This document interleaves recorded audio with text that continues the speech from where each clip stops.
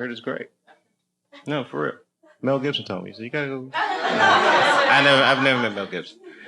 So, huh? He is. No, Mel Gibson is an incredible filmmaker, and he's the only guy that beat the American media machine. It's a very difficult fight. I've tried it, and I lost. Oh no, they'll whoop you good. You can't even bug the system just a little bit. Look at Britney. Britney Spears just wanted to have a couple babies. Look what they did to that girl.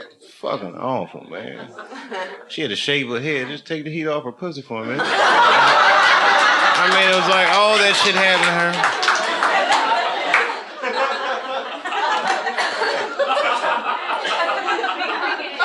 her. Some people know how to beat it.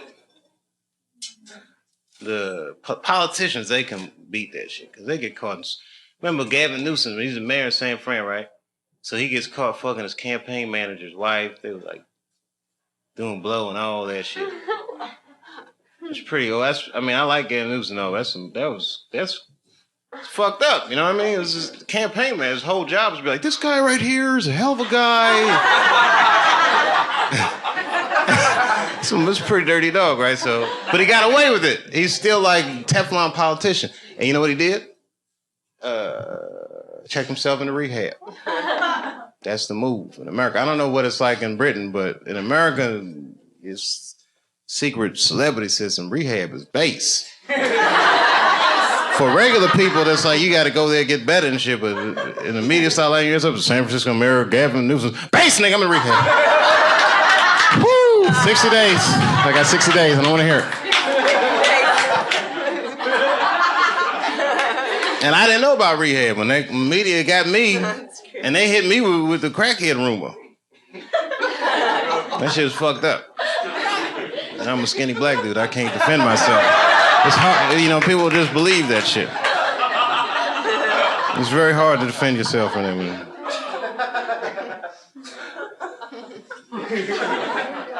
Who else got in trouble? They get everybody. Elliot Spitzer. I actually like Elliot Spitzer, too. I got a lot to say about that. I should just, come on, man. Can't anybody, am I the only one that can you see the codes, Sherrod? You see the codes. You see the codes, right? It's always about something. Do you understand what I'm saying? Do you actually understand what I'm saying? Elliot, they all play that same game.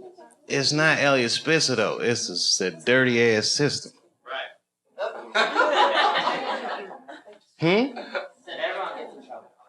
Everybody gets in trouble, but not for the same kind of reasons. I can't explain it. It's a very big idea, and I don't know how to distill it without sounding like a crazy conspiracy nut. But it's not a conspiracy. It's an actual fact. You ever read this thing about Lincoln and Kennedy? Somewhere on the internet, you'll find it. It's a list of similarities between, like, you know what I mean? Like Abraham Lincoln's secretary's last name was Kennedy. Kennedy's secretary's last name was Lincoln. I used to be an usher at Ford's Theater where Lincoln got shot when I was in high school. I had nothing to do with the murder. But I just paid attention to these types of things. You know what I mean? Like the way they be trying to roll Barack over like he's Martin Luther King. That's a complete media phenomenon. I didn't draw that line. Martin Luther King was not an elected official. He wasn't. He was a chosen official, but he was not an elected official. That's a difference. Someone sees a young preacher this charismatic, they say, you know what, this guy could actually lead our movement. And at first they asked him, he said, I don't want to do it. They said, why don't you want to do it? Because I'm 22, bitch, I'm getting pussy, I'm having fun.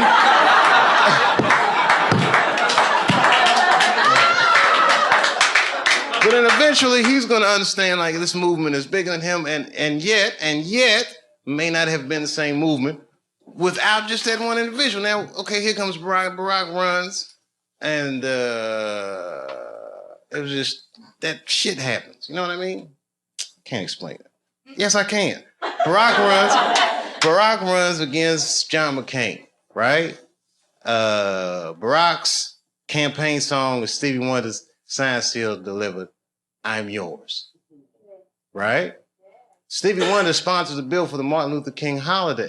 John McCain is from the only state that refused the Martin Luther King holiday, the state of Arizona. Anyway, the point is, it's the same shit with all these people. Elliot Spitzer. Elliot Spitzer, how could he go to a call girl after he was busting prostitution rings in New York?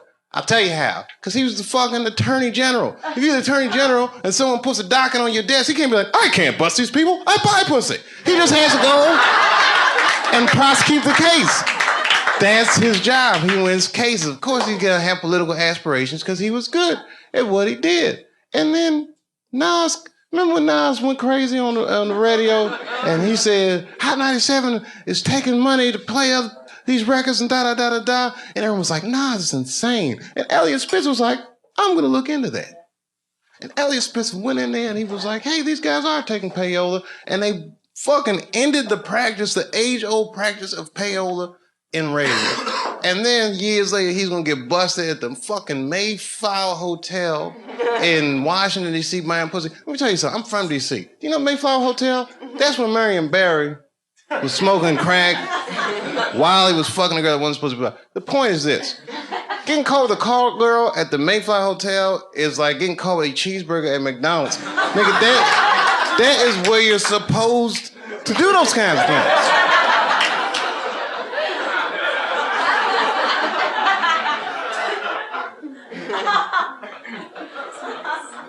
And then the girl comes out with a MySpace page and she's like, oh, the reason I was sucking all his dicks is because I was trying to work on my music career. I'm a musician. I said a magician. She said musician, but I heard magician. Ladies and gentlemen, for my next trick, I'm going to suck a record contract out of an attorney general's dick. Ta-da, same label as Knots.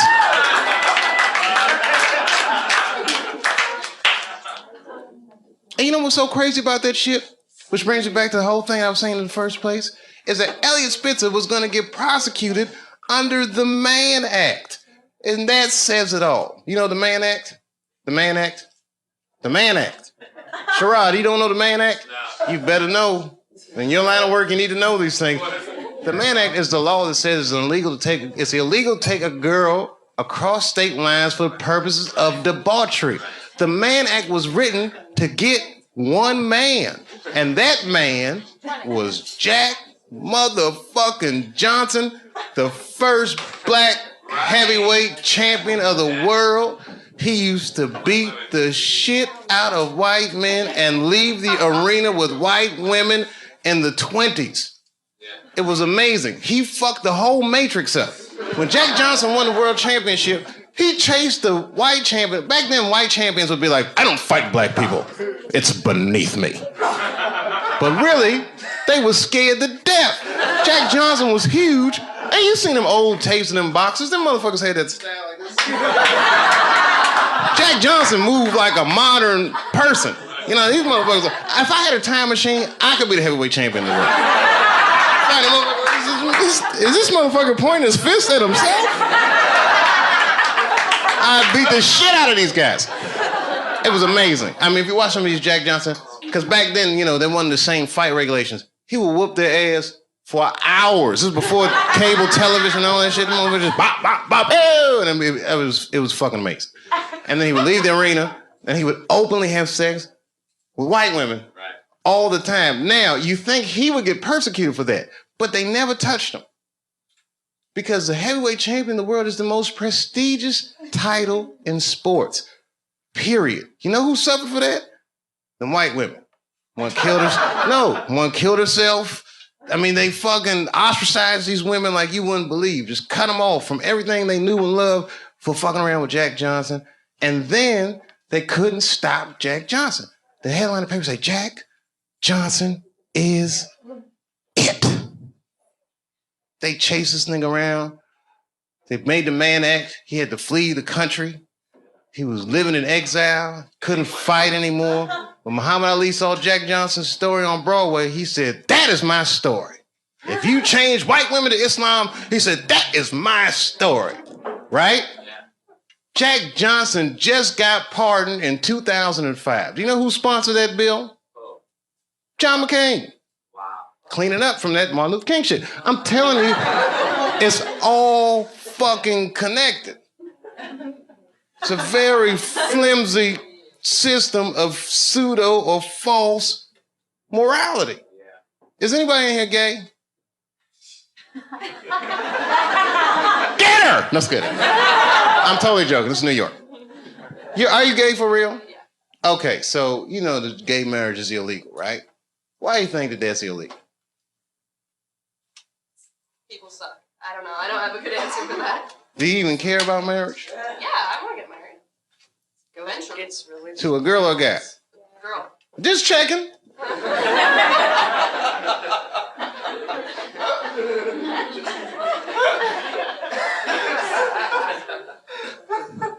Why do you think it's illegal? People are scared of change. Do you think so? Morality. Who said morality? Do you think so? I don't. Whose morality? Who said big business? She knows what's going on. Huh? Hmm? Yeah? Even gays can get married. They're going to wake up to the reality of problems of marriage just like everybody else. And that's all good and well. You see, here's the thing. No matter what your morality is, it's still a secular society. So even if gay marriage is against my own personal beliefs, I can't necessarily believe a government that would say we don't want to do that for moral purposes. Not while you fucking bombing Iraq like that or sending motherfuckers to Afghanistan like that. I mean, you can't be hitting me with all this dubious ass morality. They say morality because that's what their constituents need to hear. And because they think that's what their constituents want to hear. But honestly, Bill Clinton said 90% of the shit that people talk about has nothing to do with what the actual job of the president is about. You think the president be sitting around, what time is it, 10 o'clock? Oh, we got that gay meeting. Hey, guys, what are we going to do about that? I mean, they don't give a fuck about it. No, who actually is going to give a fuck? Big business. And I have a whole belief system about that you just don't want to know about.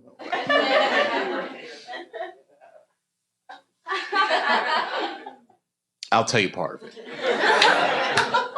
All right, it's a tiered, listen, marriage laws are fucked up in America. I don't think that the government should have that much say in actually how people devise a marriage, because a marriage, right, devoid of any kind of religious belief or emotion like love is a business contract, period and simple. And tons of people in Washington or legislative bodies, even guys like Elliot Spitzer that have wives or fuck prostitutes, live in loveless marriages.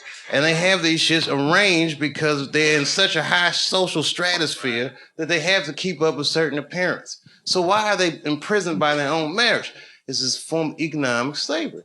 And if you look at the way this shit happens, corporations were made legal in the United States by the 14th Amendment, right? Or 15th Amendment, which freed the slaves. And then under those rights, people said, we want the same rights as those motherfuckers as collective individuals, right? And if you're a collective individual and two collective individuals want to do business with one another, one's masculine, one is feminine, so they define a marriage institution between man and a woman. But what if corporations is gay? I'm just saying. What if Aunt Jemima doesn't want to be with Uncle Ben? What if Aunt Jemima wants to do business with Sarah Lee? Well, wait a minute.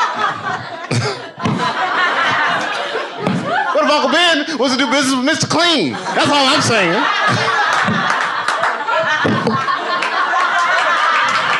Guys, wait a minute. That's a little gay.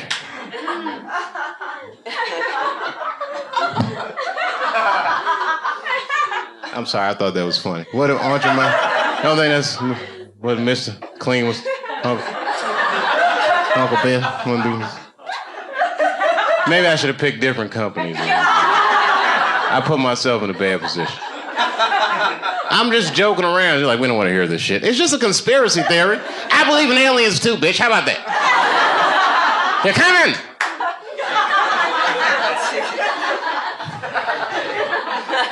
Gay aliens, they're here.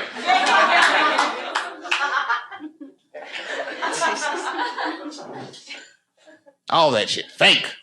World Trade Center. Fake! You want to know who blew that shit up for real? I ain't gonna say that. But you know, it's my own personal opinion. I don't even want to say that shit. You know who I think blew up the World Trade Center? Ashton Kutcher. America, you have been punked.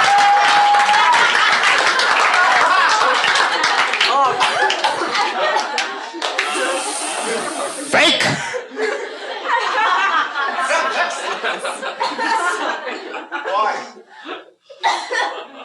Why did he blow up the World Trade Center? I don't want to sound like a cynic.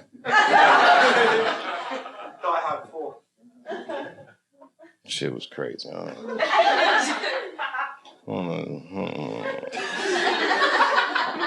don't know the truth, but I know who does. Strippers. They know everything. Does anyone have a cigarette? Yeah. Sure. Good on you, mate. I wish I had it. Your accents are so nice. Huh? And I do listen to BBC News. We all listen to the BBC. You're all listening to the BBC. That's what they say all the time. GMT. Oh, every time you say what time it is, it goes GMT. What does that mean? Whose mountain? Greenwich. Oh. It's the center. Oh, okay. Meantime. Greenwich Mean Time. Is that where the phrase mean time comes from?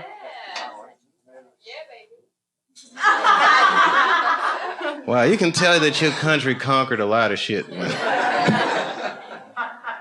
It's Greenwich Mean Time.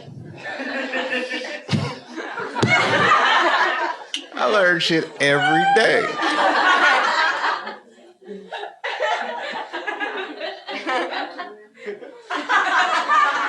It's Greenwich Mean Time. Have you ever heard that before? Yeah, bro, you ever heard that before? Yeah, I've heard it. Oh, you're from Ireland, though. Hang on down the middle of London, very much. You, Greenwich Mean Time? What's so mean about it? It's a time. Oh, okay. Like it's 0 degrees. Okay.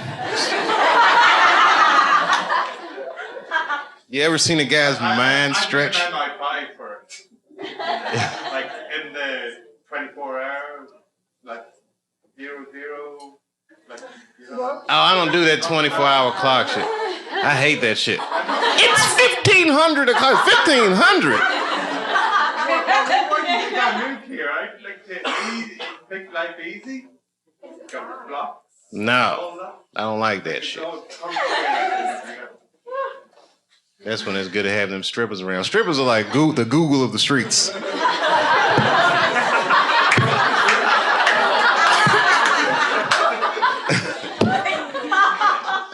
Never seen somebody answer so many questions without a crystal ball.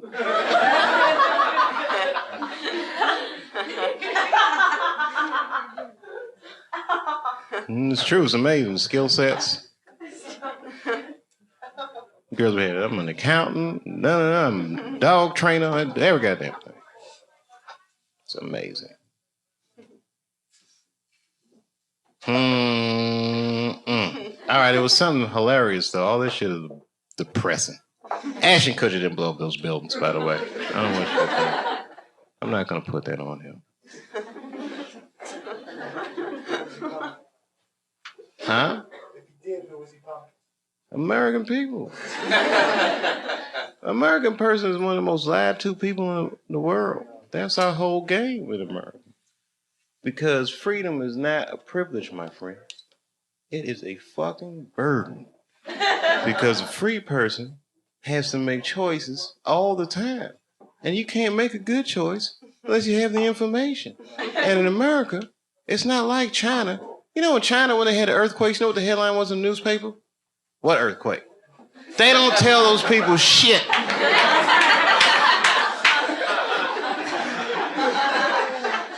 In America, they'll tell you every goddamn thing. And then they don't prioritize the information. You gotta figure all that shit out for yourself. That's right. The war be breaking out, and you'll be like, did Michael Jackson fuck them kids?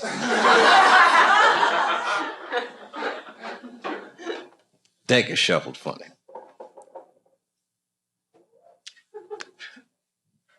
Because we live in the age of spin. You got to be so smart to live nowadays in the age of spin. You watch the news, that's not absolute truth. That is a version of the truth. People tune into the version of the truth that makes them feel more comfortable. Sometimes I watch CNN and I be feeling bad and I turn to Fox. Like, phew, we're winning again. You got to just switch frequencies. That shit is not the truth. All the time. They'll tell you the truth, man. That shit, man. That's why I like Anderson Cooper, because he can tell when he doesn't believe the story he's reading. It's just like...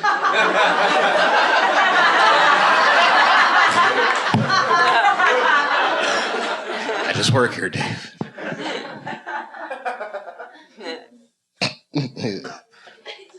I don't know.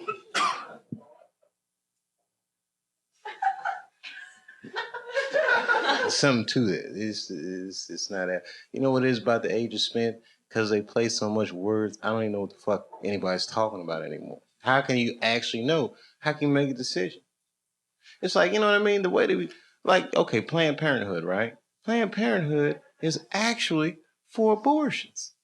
It's for people who didn't plan shit out. So you don't know if you're pro-choice or you're anti-consequences. The whole shit is... If you think about them shits long enough, you'll go fucking crazy. And that's when you gotta find a stripper and be like, bitch, explain this to me. You know the dark side.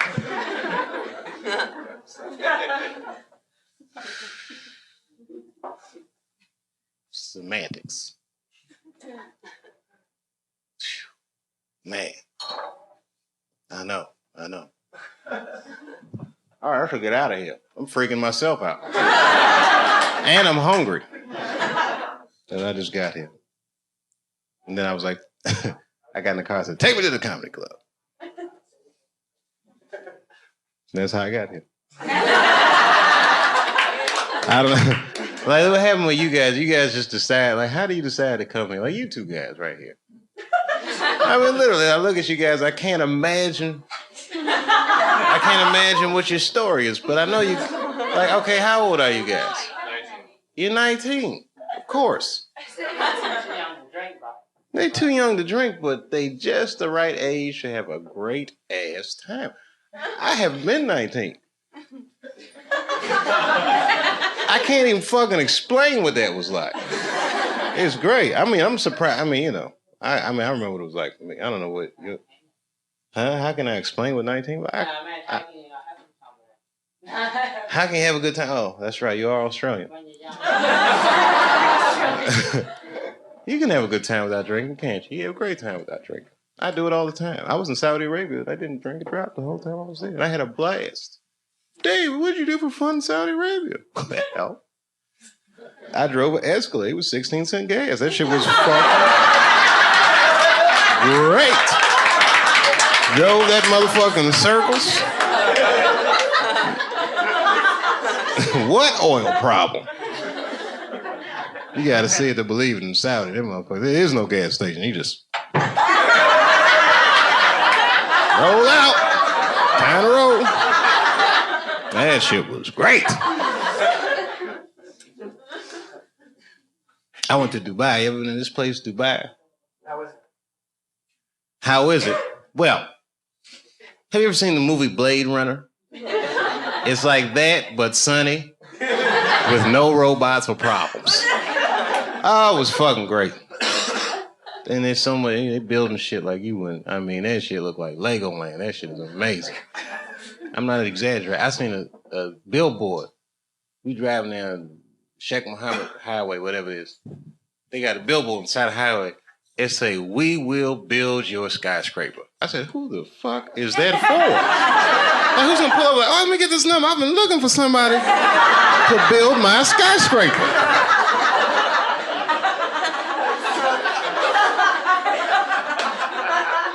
Yes, could you erect a skyscraper for me? I saw your billboard.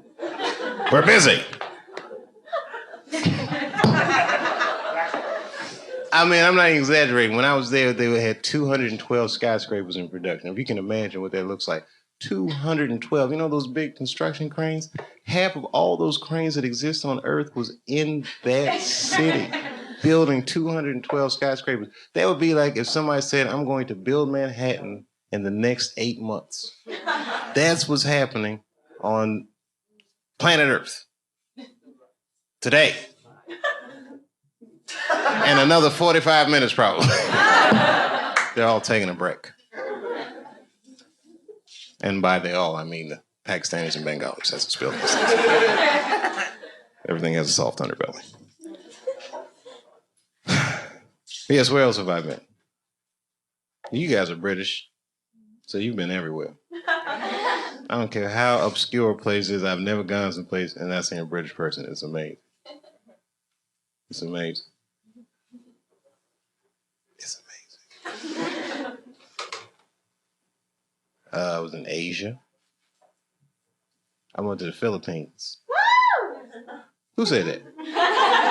Oh, you're Filipino? Oh, what's the other half? You're not gonna believe it. No, my wife is Filipina. Yeah, and my kids, you know, are Puerto Rican somehow. I don't know how that happened, but I guess when we get together, we make Latinos together.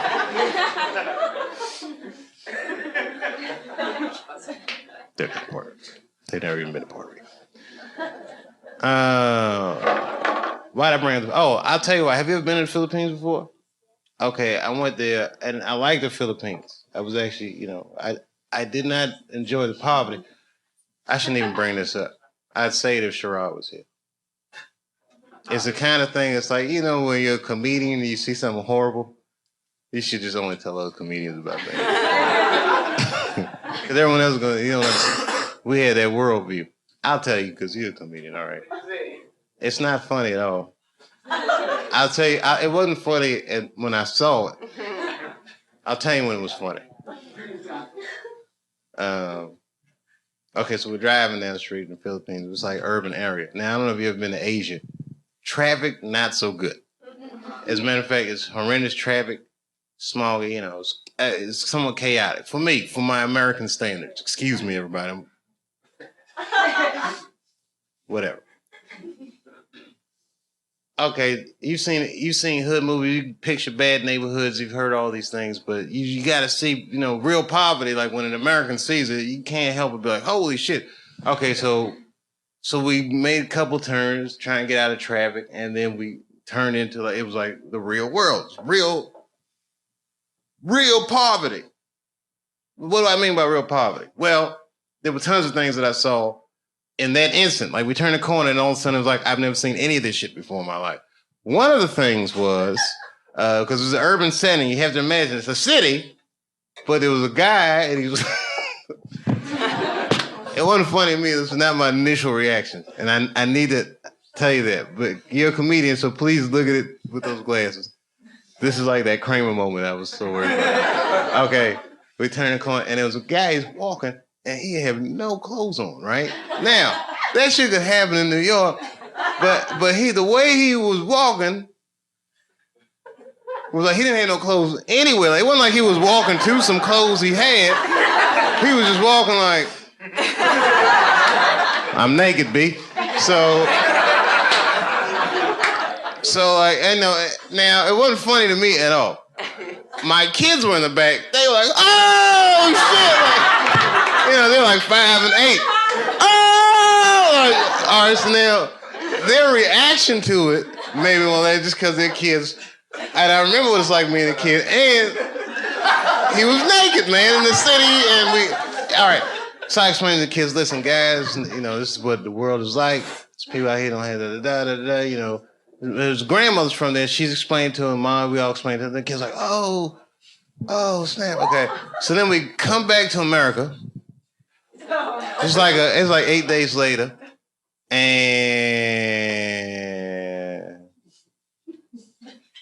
we split up.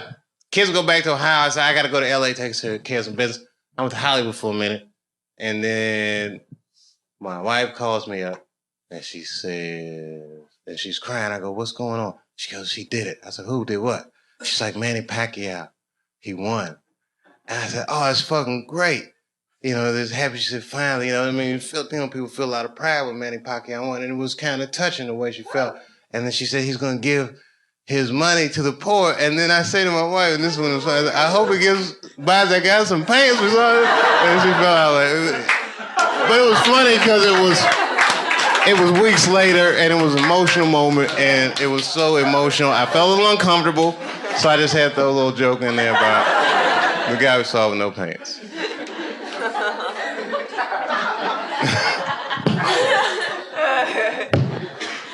As a matter of fact, this show is dedicated to that guy. The show's to the guy. Not just my set, I'm dedicating all you guys to shows.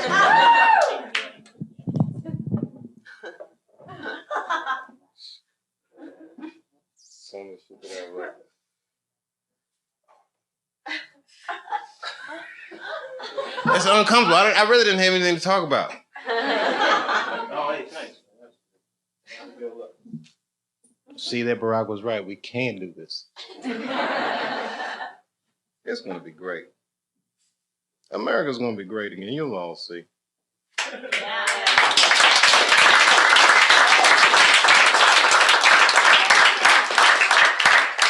Because I don't even, you know what? I'm going to be honest with you. Like, this is the first time I really voted.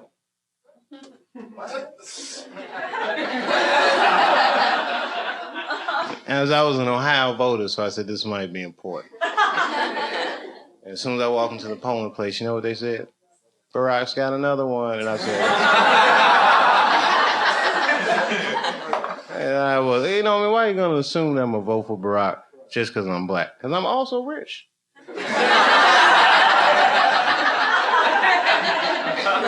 Maybe I don't want my taxes to go up.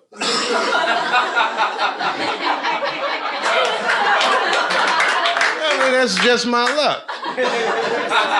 As soon as I get some money, that's when it's like, we get a black president, like, come on, Dave, let's be responsible. all right, Barack, all right.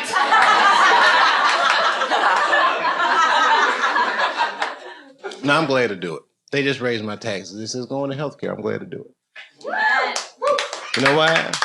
Because Americans should be allowed to be sick if they need to be. I hope you have a good trip here. Do not get sick in this motherfucker or you are doomed. We don't even give a fuck about our own citizens. You think we're going to help you? They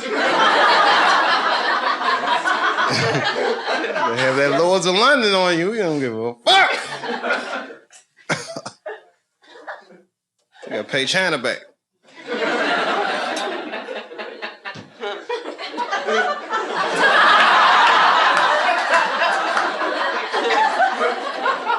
And I've been to China. And I saw the Great Wall of China. Have you seen it yet? Anybody here seen the Great Wall? Anyone? You've been to China? Are you Chinese? No, Korean. Oh, man, you must have been so jealous. No, I'm just kidding. I'm just kidding. You guys got the demilitarized zone. That's great. I mean, what do you call it? What do you guys got in Korea? The DMZ, right? The something parallel. 45th parallel. It's a thin layer of America protecting you. I'm just kidding. Did you like the Great Wall? I did. It was amazing, wasn't it? Yeah. You know why? Because it's the largest man-made object on Earth. That's what they said. And she claimed, the tour guide, that it's the only man-made object visible from space. I have yet to confirm that. I'm still getting my space money together. But it was amazing, right? I personally was amazed. Because I didn't know that ancient Chinese people actually had, Mexicans like that. I'm not saying Mexicans built that wall. I'm saying Chinese built that wall to keep Mexicans out of China. That's a very advanced culture. America didn't think of that till 5 years ago. I was kidding. Well, did I make that up? I'm sorry. I thought we were going to build something in Texas. Was that me? Oh, no, that wasn't my idea, was it? right, that was an easy joke and it was wrong. And you know what? Yeah. You know, if I was the king of the world, though, honestly, I would give illegal immigrants just enough legal status so that they could at least get a driver's license, and you know what I mean, call the police if there's something happens. You know what I mean? If you're illegal, you can't even call the police.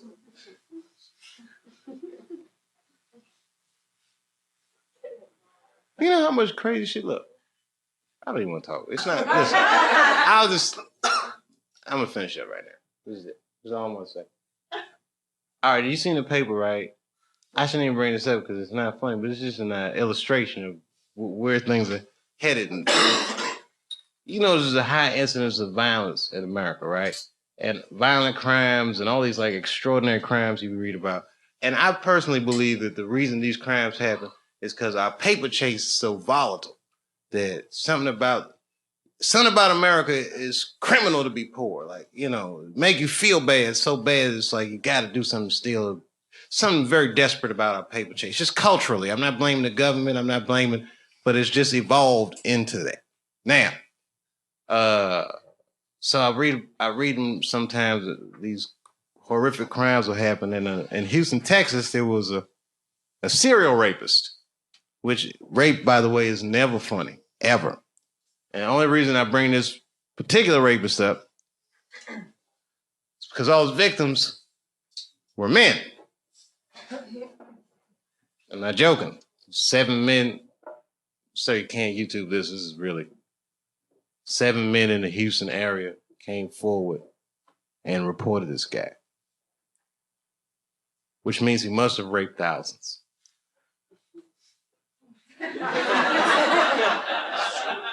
Because that is a very difficult phone call for a man to make. I'm just saying. It's not the same like when you get raped, ladies. There's no hotline or support group for that. When a man gets raped in our culture, you just gotta get up, walk that shit off like, oh, got raped. Got a man up about it. I've been talking about it. These guys don't really care about each other in America. I can't explain it, but I don't know what a British dude would do. You might, but in America, you know what I mean? In Houston, Texas, I don't know, you haven't been to Houston yet. That's not the shit. That's not. Like, if dudes go out, like, okay, these two dudes might be best friends, right? They're gonna get out, they're gonna say, hey, let's split a cab home, right? They're gonna get, and his buddy gonna be like, he's gonna get out the cab, and before he even get over at the cab might pull off. His buddy's not gonna be like, where you from? They don't play that shit in Houston. Houston do be like, hey, man, could y'all, just wait for a minute till I get in the house. And I'll flick the porch lights on and off, let you know. You pull off, they'll be furious. Hey, y'all could have just waited for a minute before I got in the house last night. Man, we was tired, all right? Shit, we had to drop everybody off. What's wrong with you? What's wrong with me? I got raped last night, baby.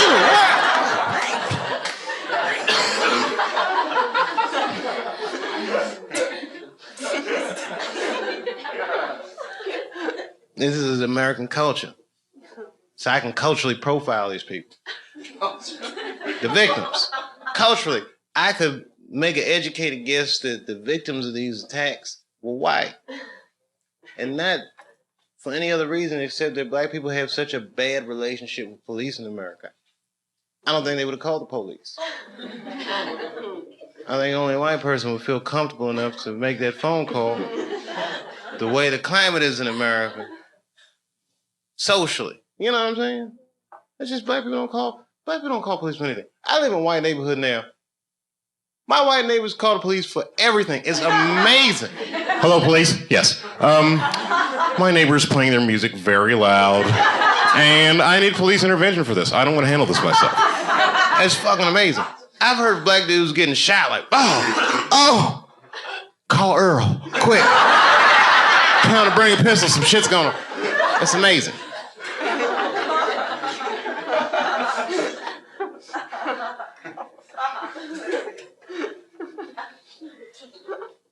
I just can't see that someone coming to the clubhouse. Oh, Earl, what's wrong with you? Oh, I got raped, man. What? Raped? Yeah, they raped me. Let me use your cell phone, man. I'll call the police so I can fill out a report. Call the police? Fuck that shit. Nobody raped somebody in our crew. We're gonna handle that shit ourselves. What do you mean we're gonna handle it ourselves? What you trying to do? I tell you what we're gonna do. We can go to their neighborhood and fuck somebody in their crew in the butt. They will clubhouse and be like, yeah, fuck that. You gonna get them motherfuckers. That's when I walk in. Hey guys, what's going on? Dave, Earl just got raped. Raped? Oh, they got me, Dave. Yeah, man. We can go to their neighborhood and fuck one of their crew in the butt.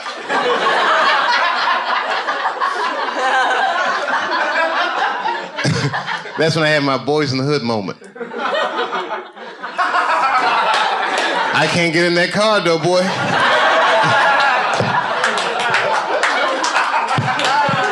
What? You just gonna let somebody fuck Earl and you ain't gonna do nothing? Hey, listen, man. All right. I got kids and I got family. I'm famous, all right? I got shit to lose. I can't just be raping people every time I want to settle my differences. Why don't we just call the police or something? Can't call the police, man. Raped.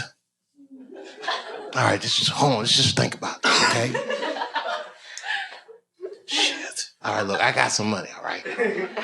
Why don't we just hire some gangsters? Rape these guys for us. Then it turns into The Godfather. I go to Little Italy, pay them gangsters off, and they be driving around the hood. There he goes. Hey, you, come here. Let me talk to you for a second.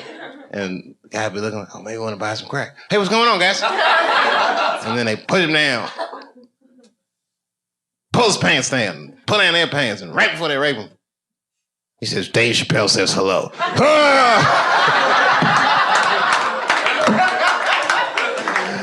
And I'm at the opera.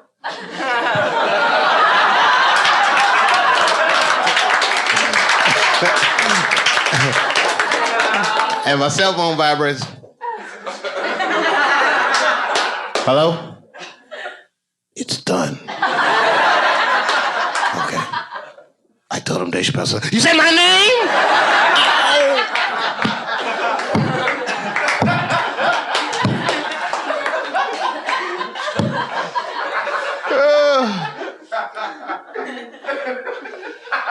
Not an appropriate joke, I know. Male rape is on the line. It's not rape. It's not funny, but it's so bad that it's. You know what? It's the kind of joke that I would tell in a nightclub, but I would never tell this joke on television. Even though I might, maybe I will. Maybe I will. I have mixed feelings about it because it actually happened. You know what I mean? And I want them 7 victims to be like watching it and be like.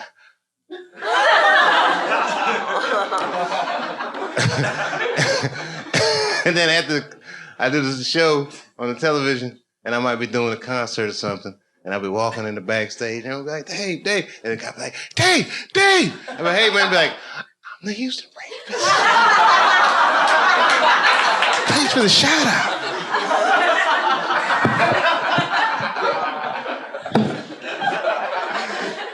That's fucking awful, I know. I feel strange about the whole show has been weird for me. But you know why I'm doing it? For sushi. Can I have some sushi money for this? Tonight I'm going to have sushi dinner. No, I'm going to go get sushi for myself. Hopefully with some of their money. And do you know why? Because I live in a place in America called Ohio. Ohio is a great place. It's the birthplace of aviation. So they say. The Wright brothers built their little plane there. Our license plate says it's the heart of the all, and our state motto is, with God, all things are possible. However, I'll tell you what's not possible in Ohio is getting a good sushi dinner because it's too fucking far from the water, and that fish be tasting funny as shit. So every time I come to New York, I try to get myself a decent sushi dinner.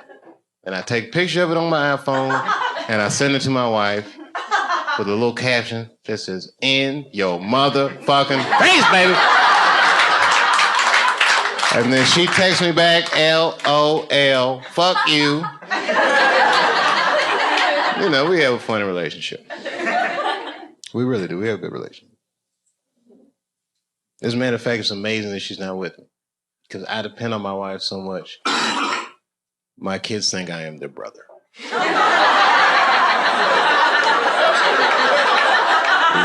fucking awful. I'm like, hey, y'all, let's watch some TV. Mom says we can't. Oh, come on.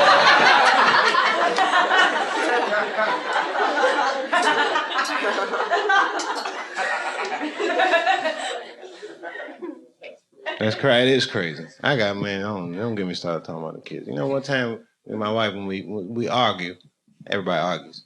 But sometimes, like, I'll vent on stage. It's not cool. It's kind of unfair. But it makes me feel good. And one time I was doing that shit, right? And I guess one of her girlfriends was in the audience and text messaged her, and then she come to the show with the kids. But I didn't know. It was an early show. So, but then I seen her, and then I seen the kids, and then, you know, I had this ego thing. So now I feel like, well, I'm not backing down because the kids are here. They're going to have to learn somehow. Because now I just don't want, you know what I mean? Switch my shit up. It was crazy. It was the wrong decision. Then after the show, we in the green room arguing, and I say, man, I'm talking all that shit. I don't want to talk about this shit. I'll go up like this, and my car don't start. So now she got to give me a ride home. I get in the car and try to play like I'm asleep. But really, I was awake. I just didn't want to talk about the show. And you know who else was awake? My son, my oldest son, in the back. And I hear him say this, Mom, what is pussy? I know, I felt awful. And then I had to hear my poor wife explain to her 7-year-old son. It was terrible. She was like, well, whew. I could feel her looking at me with hatred, but I was still faking like this. Well, son, pussy is what keeps this family together.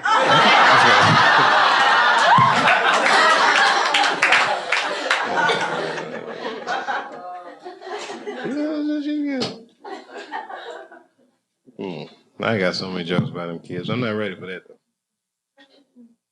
I'm ready for that sushi dinner. Spicy tuna, I can taste it. Salmon with the crispy shit on it. I don't know what that shit is. What is it? You're probably right. Tempura flakes. Are you a chef or something? You just can tell. Yeah, sushi's good shit. It is really good shit. You know, like going to a restaurant, you take your shoes off, and then they'll be like, sir, put your shoes back on. Oh, sorry. Sorry about that, you guys. I just get into the whole thing like I pretend like I'm a...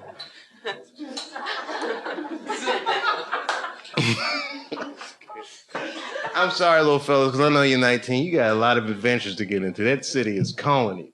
And you're probably too young to remember, but there was a song just about what you guys are going through tonight. And it came out in the 80s. And it goes like this. You belong to the city. You belong to the night. Living in a river of darkness beneath some neon lights. And then there's a saxophone part. That's right, that's right. That's old school. You don't know about music like that. You're 19, man. It's amazing. You don't understand. You grew up with the internet. I'm just figuring this shit out. You got satellite television. You got a phone in your motherfucking pocket. I used to have a cell phone this big. If I talk for more than 25 minutes, the back of it get hot.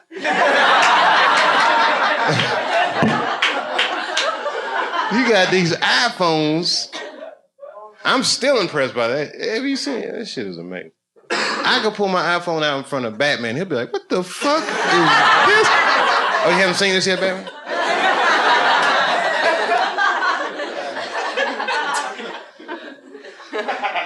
I could go 5 years back in time with my iPhone. And when I get back in time, it'd be like, what was it 5 years ago? 2003. Okay, I go back, 2004. All right, I go back in time, right? And somehow I get access to a time machine. Now I go back in time. It's 2004, and I go to somebody and go, hey, I want to get something to eat. Where's a good sushi place? I don't really know my way around. I'm from the future. People are like, you are not from the future. I am too. Where you from? And I pull my iPhone out and say, I'm from 25 years in the future. They'd believe me. But really, I'd be like, I tricked you, motherfucker. I'm only from 5 years in the future. Shit is right around the corner, motherfucker. It's about to happen.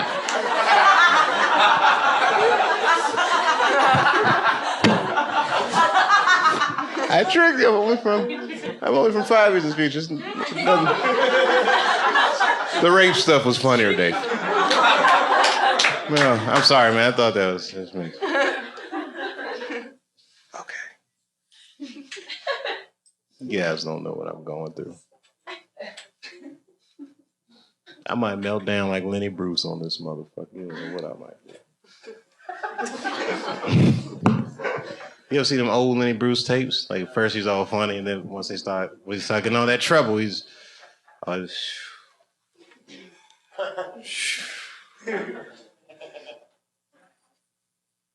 I should melt down on the show. How about Joaquin Phoenix? What y'all think about that? That was bad? All right, I watched it, and I watched that whole interview, and I said to myself, Joaquin Phoenix is a fucking genius. That was like the greatest press appearance I've ever seen in my life. Yeah, that shit was... Yeah, you saw it? Yeah. What'd you think?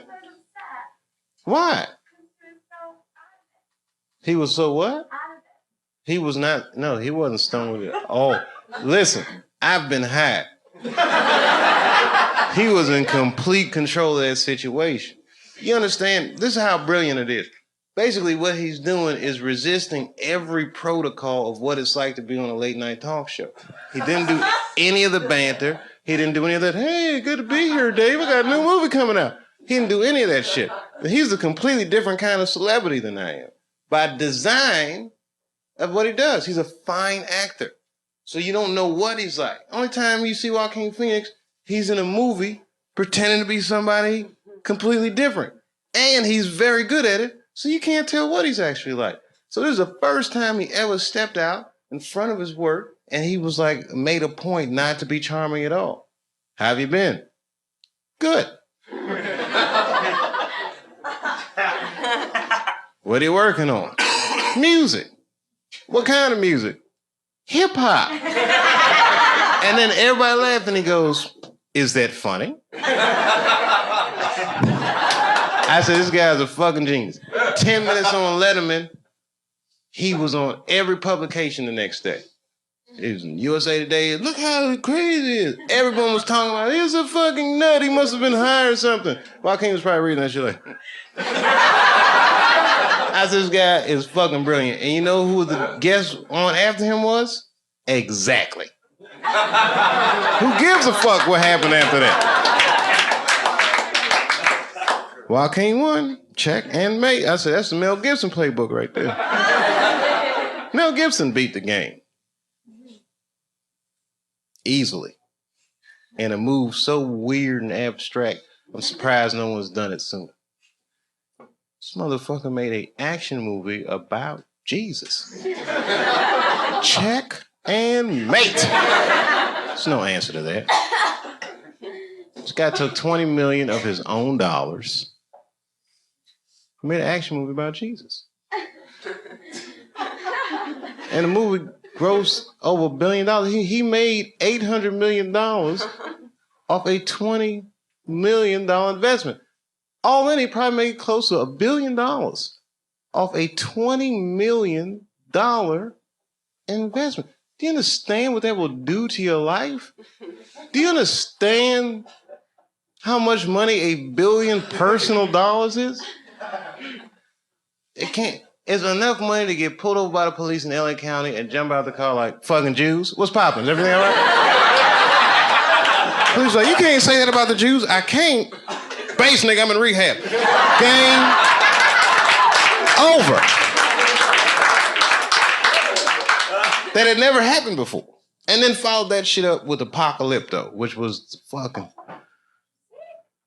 That movie's great. Have you seen it?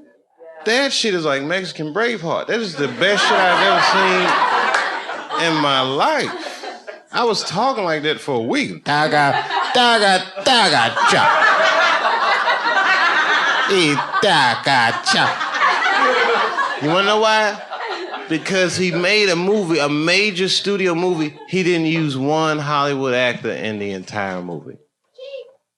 That's not cheap. That's amazing. He got indigenous people from the Yucatan to be in Hollywood. It's amazing.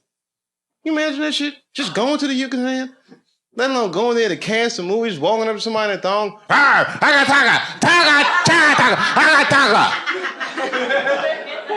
Have you ever considered acting?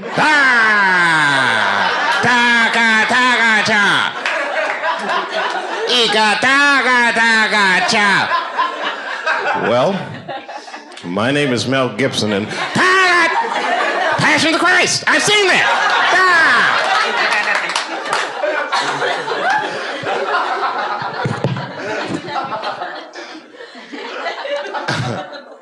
I'm telling you right now, if I had a sketch comedy show,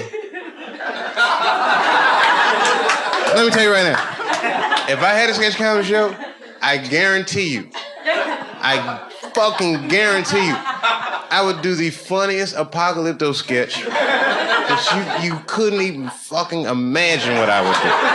I got an angle on that shit. No, seriously. I got an angle on that shit that's so good, I'm like, nobody do that shit. Saturday Night Live, nobody would think of the shit that I would do. And it's so simple. It's right in their face.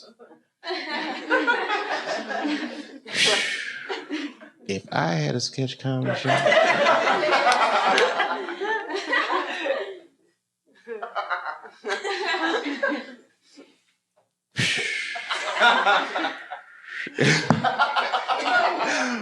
You know some funny shit me and my wife was talking about? This makes me laugh. You know that Beyonce song? She goes, if I was... if I was a boy, you wouldn't understand.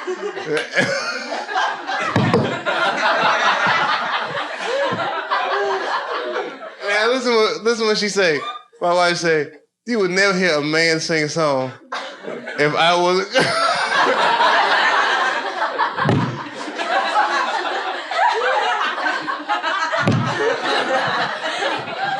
She said some worse shit than that, but I won't tell you what she said. But that shit was really funny. If I was... We used to like... This should be... Yeah, this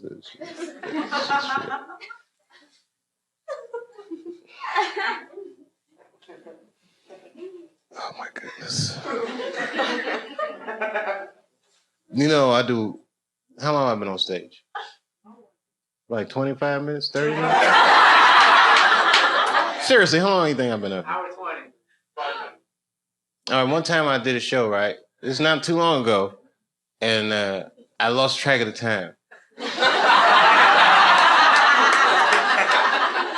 I did 7.5 hours, right? I walked out of the comedy club, and Starbucks was open, the sun was up, everything. I'm not gonna do that tonight.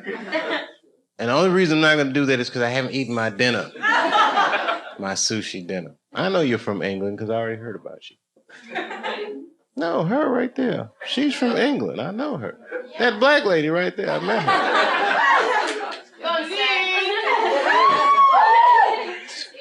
What is this, the embassy party? What the fuck is going on? How do they all know each other? I'm starting to feel uncomfortable.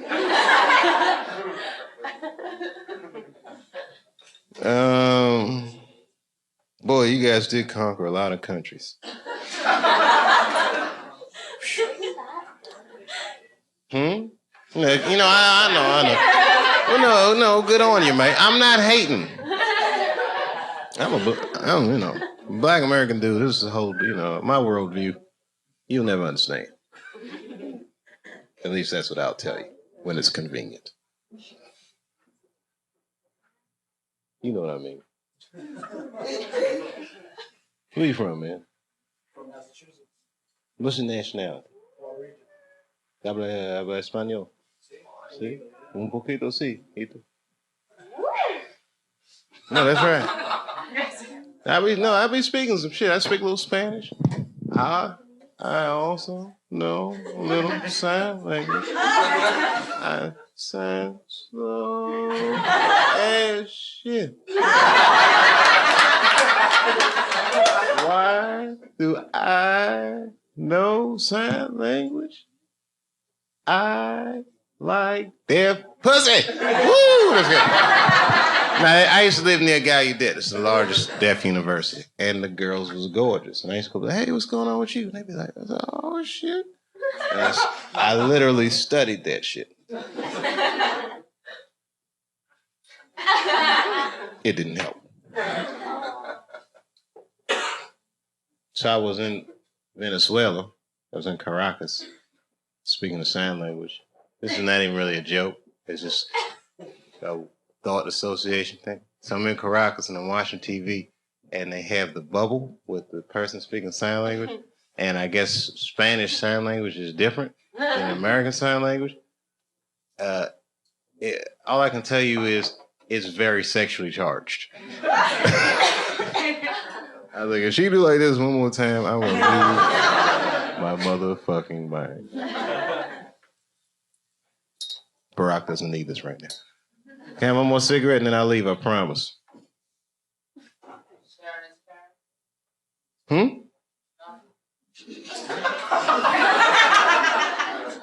What time is it, Greenwich Mean Time? About 4 in the morning. Oh. I like the way you guys talk. You're like 5:15. You guys don't, it doesn't mean anything to you, but that shit sounds very different to us. Do you guys have sushi in No, just kidding, I know you do. I've had sushi in London at Nobu's. Over at Hyde Park. That's right.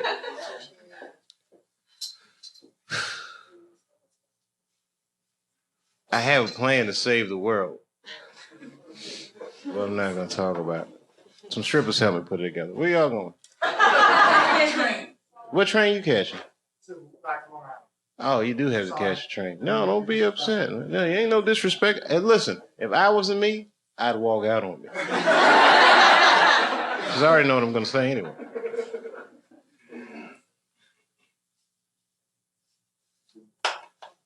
Don't clap me off. That shit'll make me stay just to be spiteful. And I got comfortable shoes on and shit. Let me hold that cigarette and then maybe I'll leave. Wow. I have to leave. So she's my half sister-in-law. Nice. Anyone else from another country? Cigarette. Who? You from Australia? Oh shit. Belgium. I don't know anything about Belgium. No, I know, I know the waffles and food products. I'm just talking about, I don't know about your history. You guys are mysterious. Not that you're mysterious, but you're not troublemakers. You like that quiet country there's no Belgium stereotypes I can capitalize on. You know how the Belgium do. Oh, shit, they do be doing that.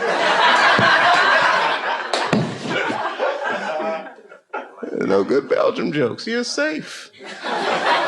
You leave the weapon me. Diplomatic immunity.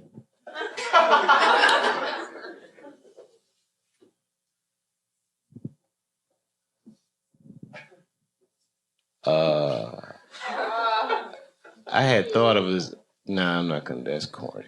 Let me get out of here. Sometimes I'll stay on stage and I'll just be thinking of so many funny jokes. But tonight, I can't think of nothing but that sushi dinner. I'm not even lying. And I know where I'm going to eat it at, too. I might go to 3 different sushi restaurants at this hour of the night. What time is it? 12:25. You probably wonder why I couldn't tell that from my watch. It's broken. But it still looks nice.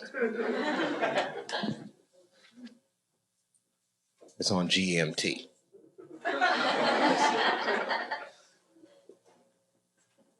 Do you like chicken adobe? Why I gotta like chicken? It's Filipino. I know. I do like it. It's not my favorite, though. I like the machado and the ponce. I know all about that culture, okay? You can't fool me. I've been to the barbecues. I have all their food, and then we go downstairs. Warm that karaoke machine. Yeah. And, I know. you know exactly what I'm talking about. And then we go upstairs, pack up boxes, and send them to Manila. Pants for everybody. I really should do something about that. That shit was not cool. That guy was butt naked.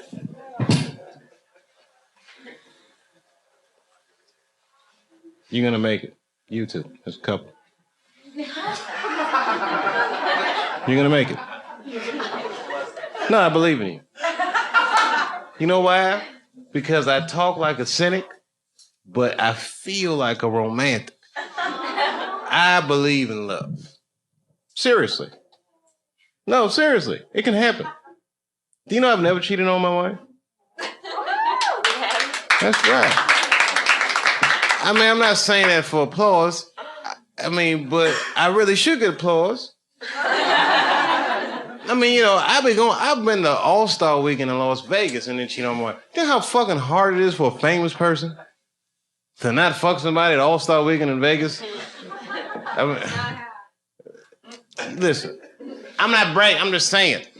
You are regular people. You have to go out and you have got to look for trouble, okay? I just got to go out and shit just starts happening. I'll be minding my business, walking through the casino, trying to get in my room. The guy says, "Hey, you're Dave Chappelle, aren't you? Hey, how's it going, buddy? Hey, we got 12 naked bitches in the hot air balloon. You want to come over?" It's 4 o'clock in the morning. I've never been on a balloon ride at night before. I have to say no to these things all the time. And young man, I had what's called a old-fashioned courtship. You know what that is? It means there's no sex involved. Long phone conversations all night, hand-holding, shit like this. Yes, I did that. You know why? You know why, man? Because at first you'd be like, you'd be sexually frustrated. Then after a while, you wait long enough and you realize you actually can see the person you're dating, and you find out, oh shit, I actually like this person, and you realize you got something special and it's worth the wait. You know what I mean? I was fucking other women to hold me. Oh, but don't be naive. But I'm saying.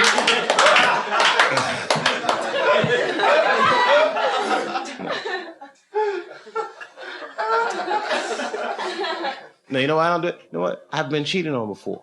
We're all human beings, right? This happens to the best of us. I personally didn't like it. It happens, you know, you're a pretty girl. Have you ever been cheated on? You don't? No, okay. He's looking like. I'm playing with you. You know, but you know how them Belgians be doing, man. That's good. I don't know what he's doing. None of y'all have ever been cheated on. Any of y'all never been? Never. Huh? Not that you know. Oh, good on you. I've been cheated on, and I caught the girl in the act. That shit's there. That's bad. You clap. That's it. That's it. Look, the only thing for me, I mean, you can't even imagine how painful that was. For me personally, the only thing worse than seeing it with my own eyes, and this is just me, was fighting a naked man. That shit was gross. It was like he had 3 fists or something.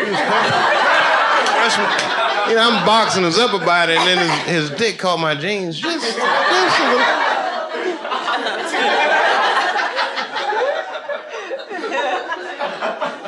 That shit was really crazy. I mean, really crazy. Because I fought the guy for like 2 minutes. It was disgusting. He maintained an erection the entire time. I know. If you imagine how I felt.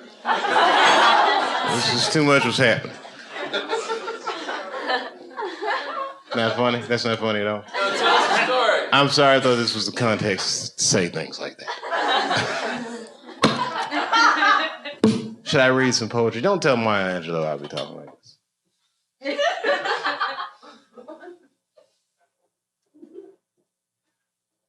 You know, I seen Maya Angelou, and I went to her house. Yeah. They didn't show this part on television, right? You gonna take off? Don't tell Dr. Angelo about me. Are you leaving for real? No, go to the bathroom. But I want to hear the Maya Angelou thing. Do you want to hear the story? It's not all that, but it is because it's Maya Angelou. She, you know what she do? See, the thing is, you have to, if you talk to her, right? I'm not gonna do an impression, but if you talk to her, she can quote literature like she's Maya Angelou. I'm not even gonna tell you this story. It's not that. Well, she goes, there's a book by a man named Machiavelli called The Prince. She goes to a whole diatribe about Machiavelli, who he was, you know, historical context. And I realize I'm talking to a woman who is America's poet laureate, professor of literature, and, you know, Pulitzer Prize, whatever. She won it all. She says, in this book, Machiavelli says to the prince, he must separate the people.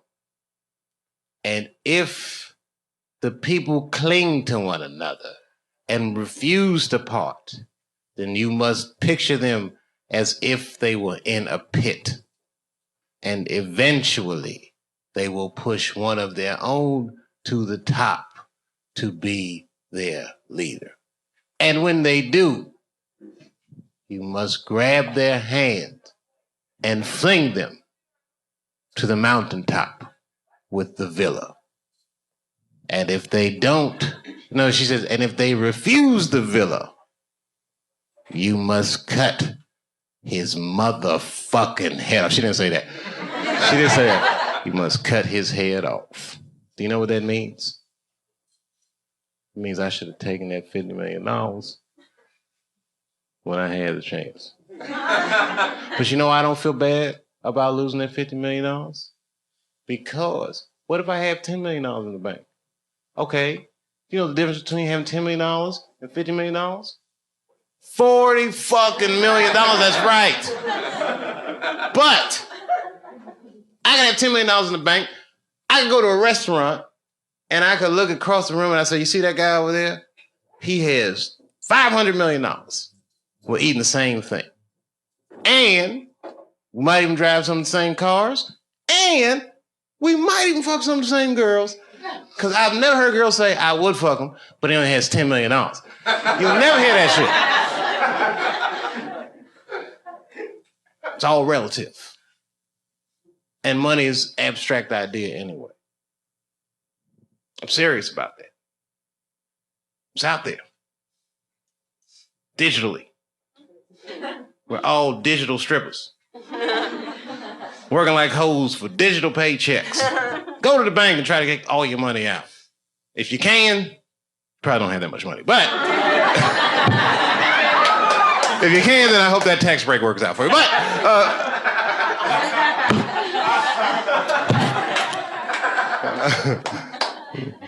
we have over $100,000. They're gonna be like, we're gonna, Mr. Chappelle, wait a minute, we're gonna need to make some phone calls. Hold on, Mr. Chappelle. There's something wrong with our service. That's when you know that you make a lot of money in the bank when they say hi to you as soon as you walk in. Hi.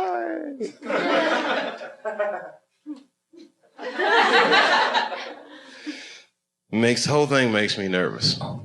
All that money did not disappear, miss. It's somewhere. It's somewhere. You know who I think has it? Strippers.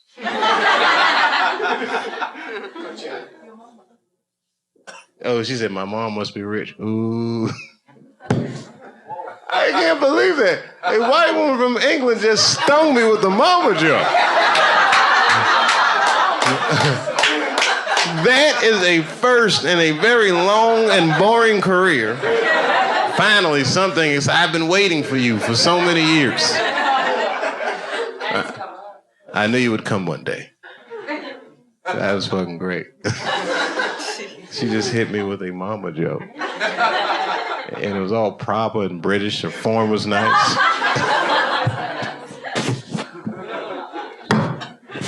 I have no rebuttal for you. I do, but I'm not. No, you know what I mean. That's like me going to Mike Tyson, like, hey, let's slapbox. Of course I have a rebuttal. And of course Mike Tyson could beat me in slapbox. I hope to think that he wouldn't. Demonstrate that.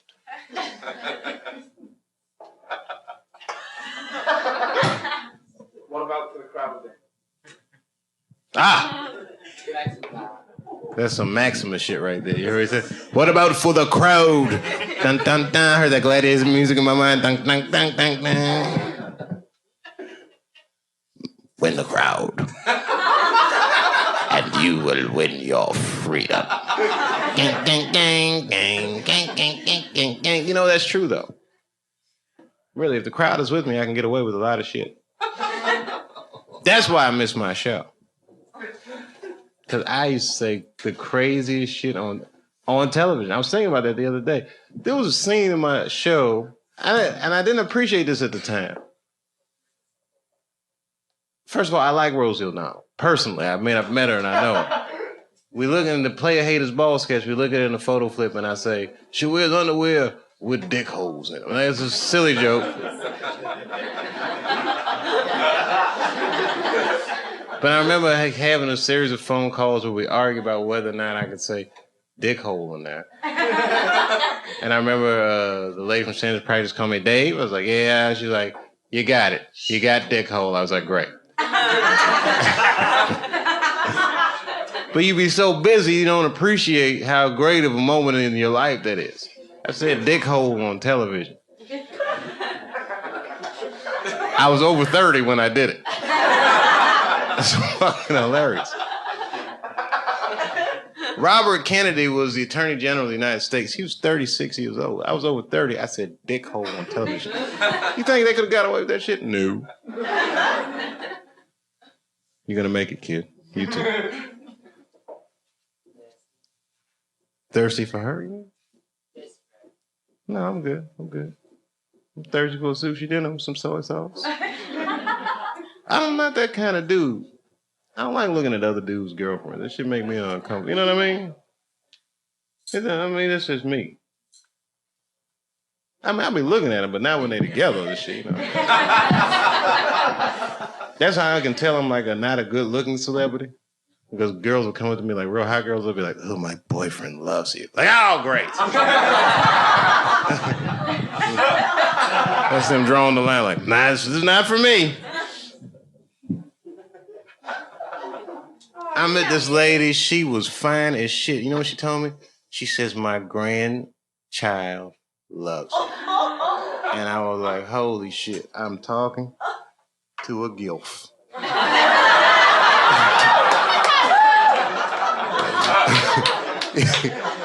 Actually, a grandmother, I was like, et cetera, et cetera.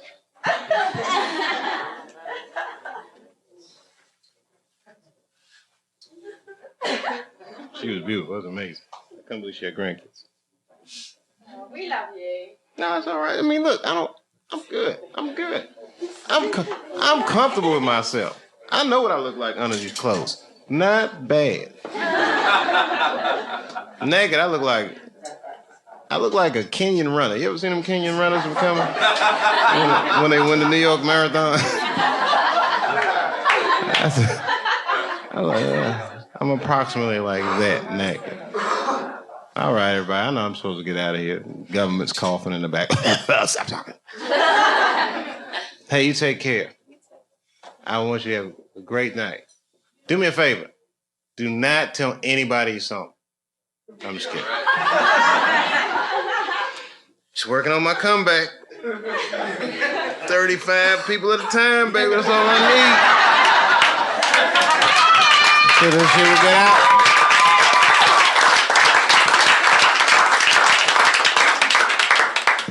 I don't need everybody. You're the little crowd that could. I don't care about that. I don't want to be on TV right now.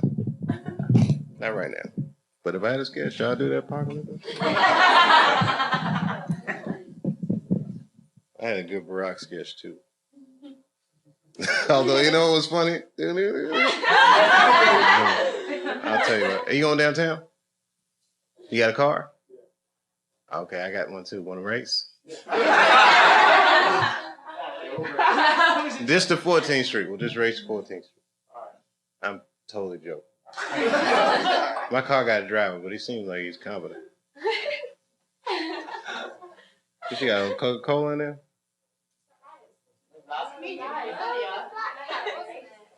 Oh. She said, I like British people. She says he left it here ages ago. I want to learn how to talk like you. Hey, she is back. What's happening? Hey, can I have a Coca-Cola? Hey, she is back too. You know what he asked me about you? He asked me if I was thirsty for you.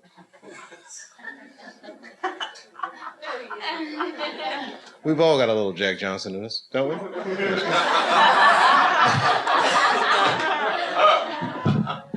I'm just kidding. You know that. Listen.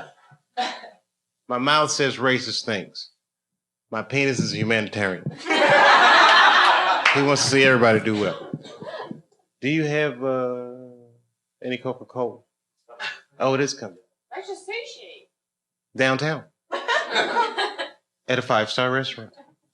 With a Japanese chef named Yoshi. It's a Japanese chef. It's a man. He's up. And you come in the restaurant, they go, "Kushay." I don't know what they say. You taking off? Don't leave, man. Nah, man, I gotta just pee. That's all. I've been holding it a long time. No, you kept it real. You kept it real. We all, hey, thanks, man.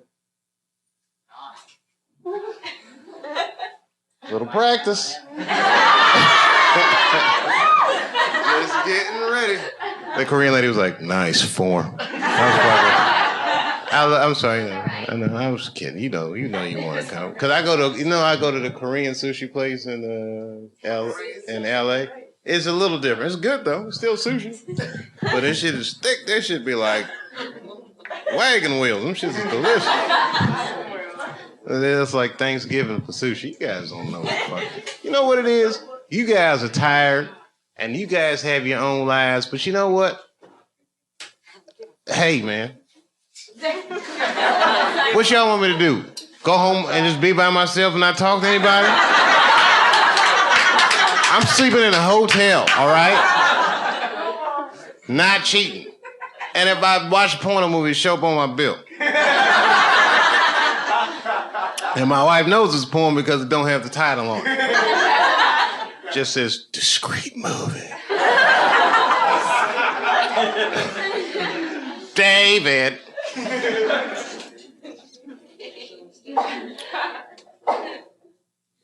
And after I eat my sushi, you know what I'm going to do? I'm going to go to the gym. And you know what I'm going to do after that? Get some rest. But first... No, I'm not going to get more sushi. But I traveled today. And I didn't get my dinner because my wife didn't cook.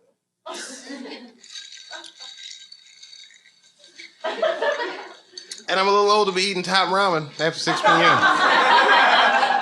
Getting a little old, getting a little tired of eggs for dinner. Marriage does have its privileges. I eat 3 meals a day now.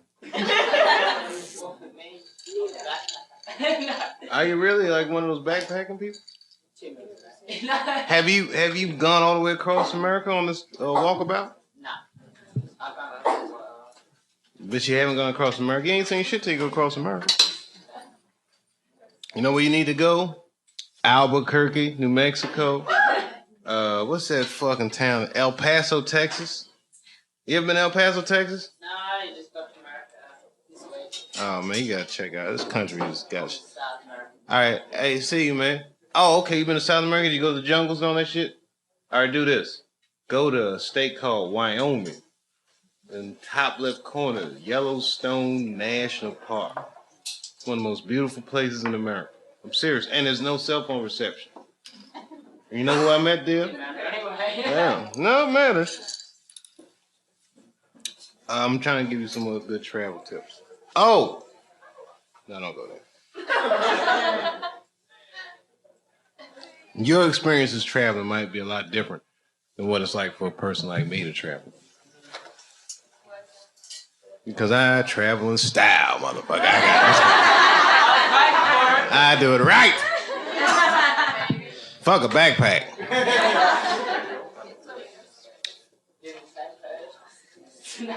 I've done that before. Hey, you guys take it easy. Oh, you gonna smoke? You know why I can smoke in here? Because I have an endorsement deal with Philip Morris. I don't drink alcohol. Change my ways. Hallelujah.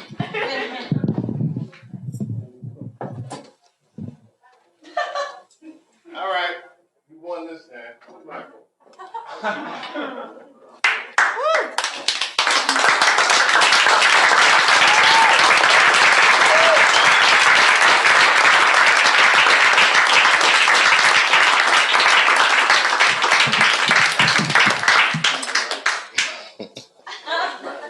Thank you. I'm not finished. Oh, boy. Hey, What's the Barack sketch? Oh, I got it. Come on, man. You know, there was a story in the New York Times, though, about how comedians were having a hard time coming up with Barack, though. You gotta be out of your motherfucking mind. And not just because he's black. I mean, you know, but I got stuff. I'm a joke telling machine. I have no choice.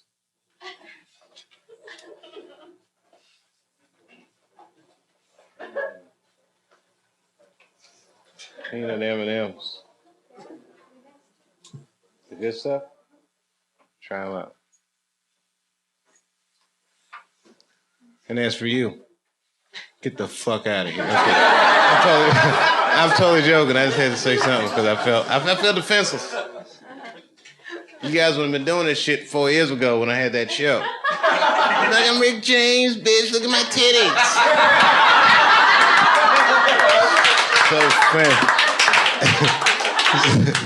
So finicky. I don't want to grow up. Fuck it. I don't. I have to. I have no choice. But inside, you know how you feel all young at 19? That's how I be feeling. 19. 19. You don't even know about that shit. Used to be a whole song about that. Remember that shit? 19. 19. 19. 19. You know what it was about? Vietnam. Saigon. That was the average age of draftee, Vietnam War. 19. 19. Holy shit, the 80s were weird. Remember Max Headroom? Yes. And everyone's like, it's fucking amazing. Not really. Not anymore.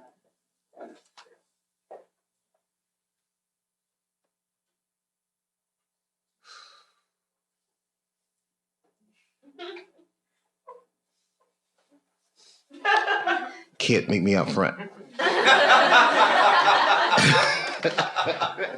The fucking 80s. You don't remember that Knight Rider? I'm on my way, Michael.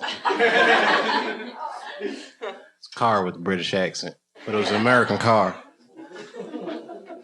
No thing was gonna front. When he was ready to go, he would just tell his car. Kid's just getting hot in here.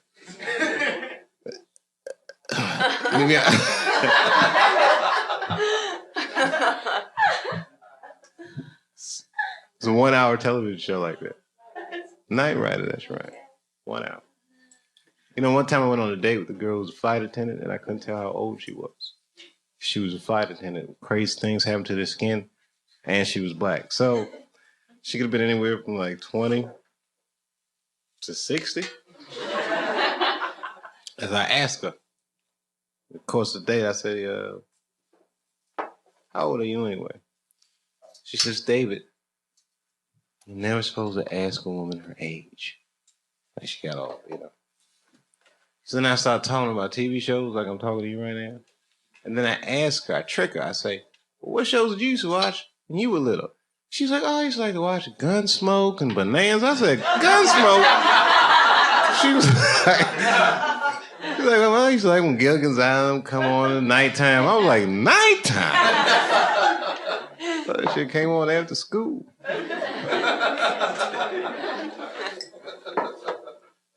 Yep. Hey, what's up? I didn't even recognize you with that hat on. You didn't do anything. Were you supposed to go on tonight? Oh, and I talked all the time, didn't I? No, it is all good. You know why? Because you need to pay your dues. I'm just kidding. I'm totally joking. The old comedian say, you know what happened to me one time? I'll just tell you. It didn't happen to me, actually. No, this didn't happen to me. Something like this happened to me. But I'll tell you the one that didn't happen to me because it's funny. There's a comic, funny comic, but he's a new comic, and he was bombing on stage one night, which is already hilarious. You know how that is. Because as comedians, no matter how much we love each other, it's people bombing. It's funny. Even now, it's not going well. The worse it goes, for us, the funnier it is. So he was bombing, but he was having one of those bombs. Yeah, it's just seeing someone bomb so bad they get thirsty.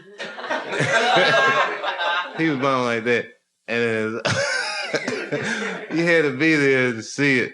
There's an old comedian in the back, and he kept going, pay your dues! As he was having that throat dry bomb, he kept saying, pay your dues. And I mean, like I'm bombing now, but this is not really bombing. Like you think, oh, I saw Dave, he's not doing so well. But you've never actually seen, I mean, when somebody bombs, hey. Just gonna pee. Hey, no, it's all right. It's all, I don't, you know what I mean? I come in peace. If you don't, you know how it is when somebody bombs. You ever seen someone bomb so bad that you'll be like, I'll remember this for the rest of my life? Okay, so listen to this. And I'm saying names. Yes. All right, so I'm in LA, right? Showcase for NBC, so you can imagine. But there's like in LA, it's a network showcases. Bring all the comedians come to audition for major American television station.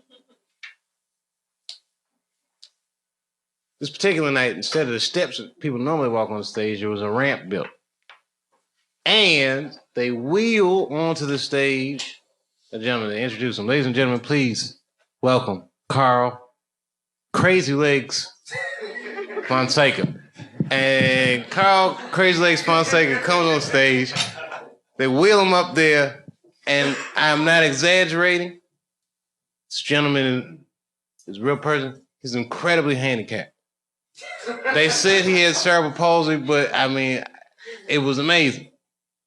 He was very handy, rocking back and forth, this, that. So I'm just telling you as an audience member, it made me feel a little uncomfortable. At first. Then he starts doing his act.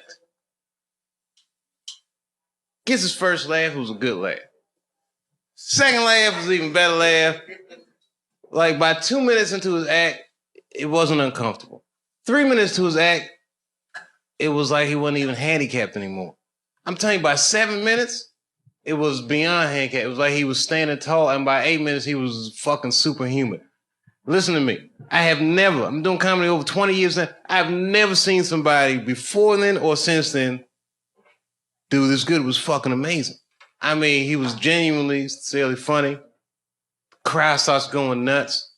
And he finished his show. He say, thank you very much. Good night. And the place fucking erupts. I mean, I have never seen anything like this. Good night, everybody.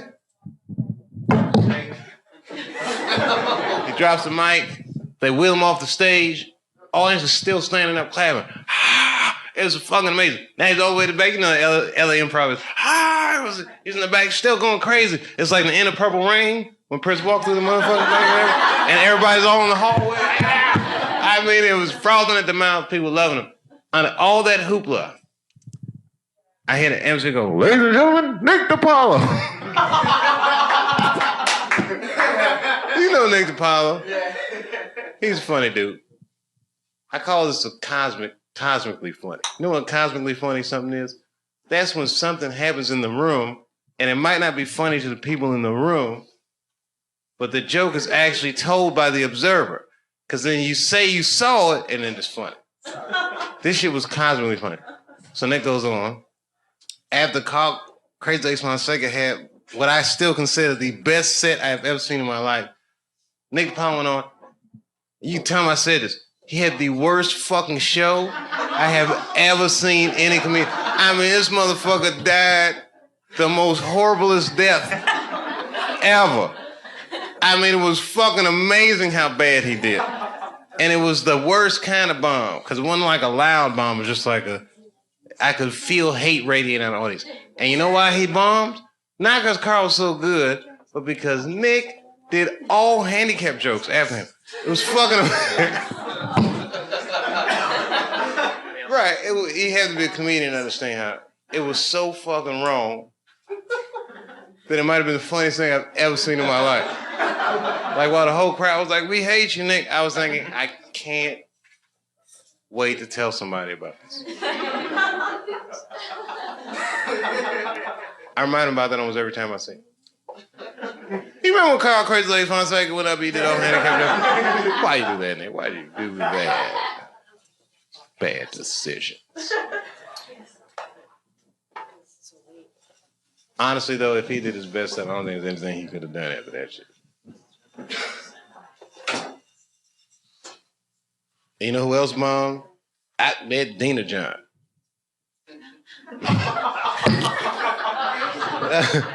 You know Ahmed Dina-John, the president of Iran, he came to New York and bombed. First of all, he had the worst introduction in the history of public speaking.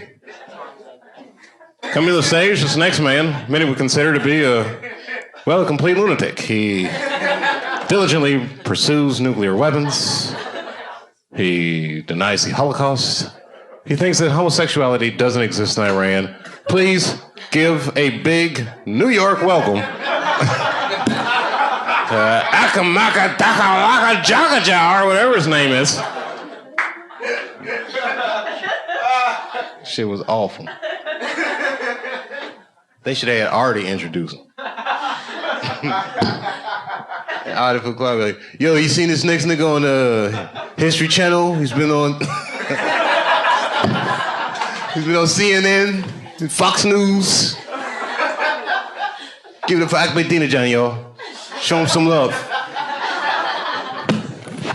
Thank you, Artie. This lady said, "This is painful." No, miss, this is fucking hilariously self-indulgent. You know, in every comic's career, you hit a stride on the stage where everyone in the audience becomes an extension of your own imagination. It doesn't matter if you do good or bad. Why? What did you want to talk about? What did you wish I'd talk about? Barack Obama.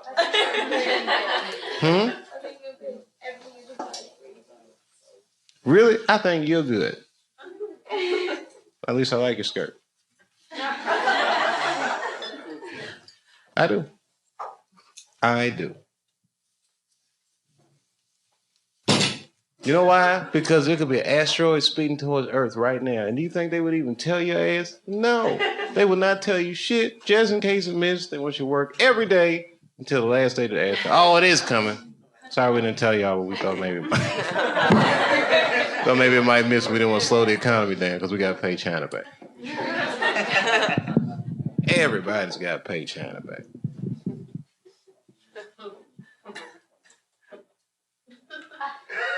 And you know what it is about Korea, miss, that gets me? My Japanese friends say you copied them, but I don't believe that. You know what? I'm just kidding. just kidding. I'm just trying to start beef. Isn't that a rivalry though? Japanese Korean, the Sony Samsung rivalry. So, stripper would know. That's what I'm gonna have a footnote in my next time I do a show. This information was fact checked by a stripper. Oh, okay, good. This guy knows what he's talking about. Strippers, America. I don't know what strip. You know, I went to a strip club in England, in Soho. I don't go to strip clubs anymore, I think they're gross, but at that time I did. And cause I was around 19. 19. This is a true story. It's not even.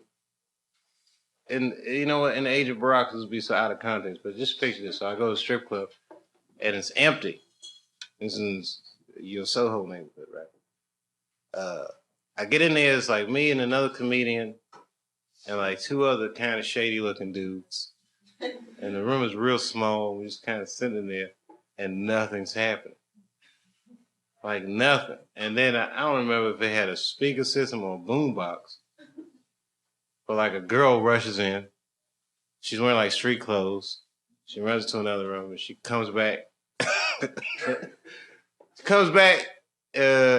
a, not like a sexy stripper suit, but in like a Jane Fonda workout leotard kind of thing. Had like this one-piece swimsuit stock. This actually happened to me. So we're sitting there with these two shady guys, and she puts a mat down, like a yoga mat type thing. This actually happened. And she looks at us, she says, I'm not going to take my clothes off. I'm just going to do some exercises. And we were just sitting there like, huh? And then she started doing all this shit. Like literally like this, touching toes. This goes on probably for, I mean, literally, she's exercising right in my face. And this goes on for maybe what seemed like forever. It was probably about a good 5 minutes.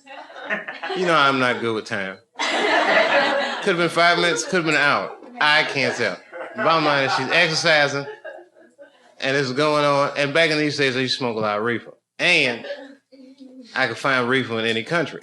So I had weed in England. I smoked it. And I started to laugh. It's a very small room. But I started laughing uncontrollably because I was like, this is fucking hilarious. And it's just, you know what I mean? It wasn't sexy at all. It wasn't any fantasy in it. It just was like this weird, sad portrait of a woman exercising in front of me. It was fucking crazy. So, okay, I'm laughing. I don't know if this is even funny. It's just like, never mind, I shouldn't even start this stuff. All right, she got serious. I start laughing. She gets mad, and she stands up. But you have to picture how bad this is. She's in the Jane Fonda. You know how Jane Fonda. And she's turning around and she's furious, but she still got the outfit on. And she's like, "Well, I'm not gonna dance for a nigger." And it was so fucking weird. And then I started laughing harder. And then I say to this big bouncer guy in the corner, I go, "Hey, can we get another stripper? Mine is racist."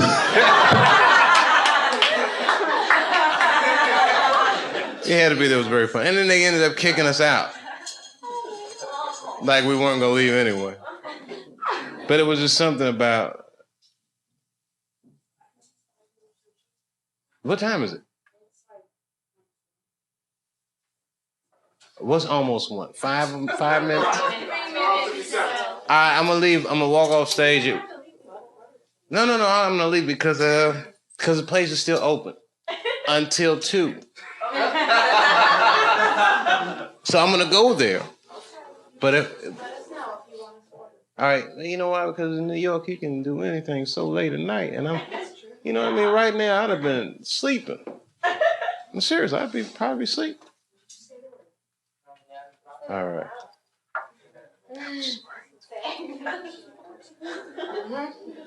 Man, you guys dress good.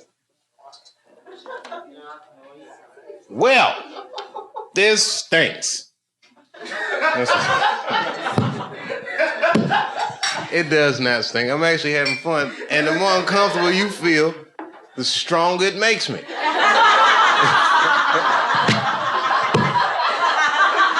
Woo-wee. I just like that you guys are 19 and you just like, I don't know. What are y'all gonna do after this? Head back to the hostel. The hostel? You live in a hostel? Oh, where are you from? Montreal. Wow, that's a great city. And let me tell you something. Your strippers would have never done that to me. That's what... No, that was great. I mean, it is. Yeah, that, you know, Montreal made my career. I'll tell you all about it. That Just for Laughs festival was fucking fantastic. You staying in a hostel too? Yeah. All of you? I saw a porno movie like that once.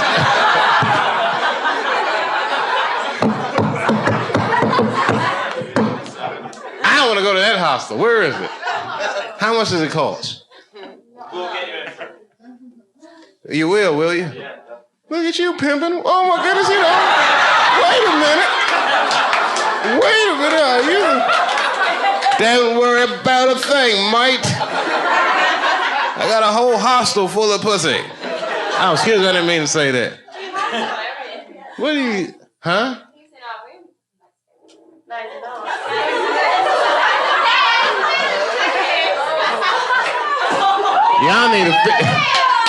Y'all need to get your knapsacks and move hostels. You might be in the wrong hostel. Wow. Man, that sounds great. What are the beds like? So hot. Bunk beds. Hot girls and bunk beds. You lucky dog.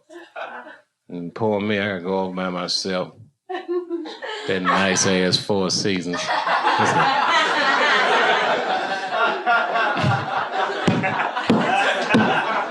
Well, I ain't fucking around. I ain't staying at the Four Seasons. You know where I'm staying. But there will be some sushi in my name. Yeah.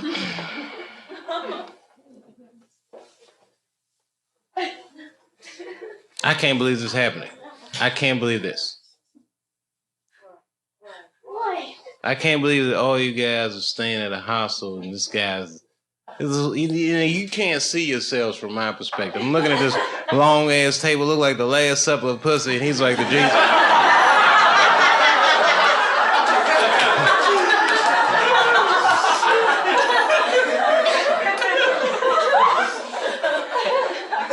I'm totally joking. I know these jokes stink, I know. I should go. Oh, this is a class trip? What school? What's college? Oh, okay. We call that college here. It's the same thing here, right? Isn't college and university is the same, right? What's the difference between college and university?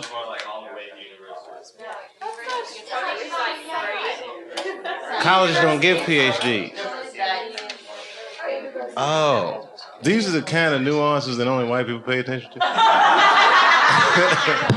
I'm going to university, Cambridge. You guys go to Cambridge? Oh, I stole a bicycle there one time. Rode that shit all around. I put it back, but I did take that motherfucker for a few hours. Because I was hanging out with some Belgians. What do they call you guys? Belgians? Belgians. I call them Belgians. I'm sorry, we Americans, we don't know about how you guys identify each other. I once got in an argument with a guy in Amsterdam. It was crazy. He's like, I don't know where he's from. He goes, how many languages do you speak? I was like, excuse me? And then, Amsterdam, so I was like, Amsterdam. He said, how many languages do you speak? I said, how many languages do you speak? He's like, I speak 5 languages. That shit was crazy. I was like, yo, I'm from America.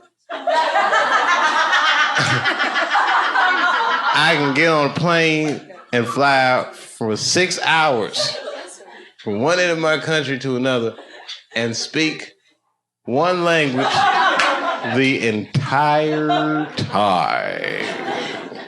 Because that's how we roll. I said, and you speak English, so what is the fucking problem? Give me some more of that weed. Because you guys got to speak at least 5 languages. So living over there, everybody speak. I'm glad you got that one money now. That's good. We live in Australia. English is not your language anymore. You know why? Because Black Americans got a hold of it and tweaked it.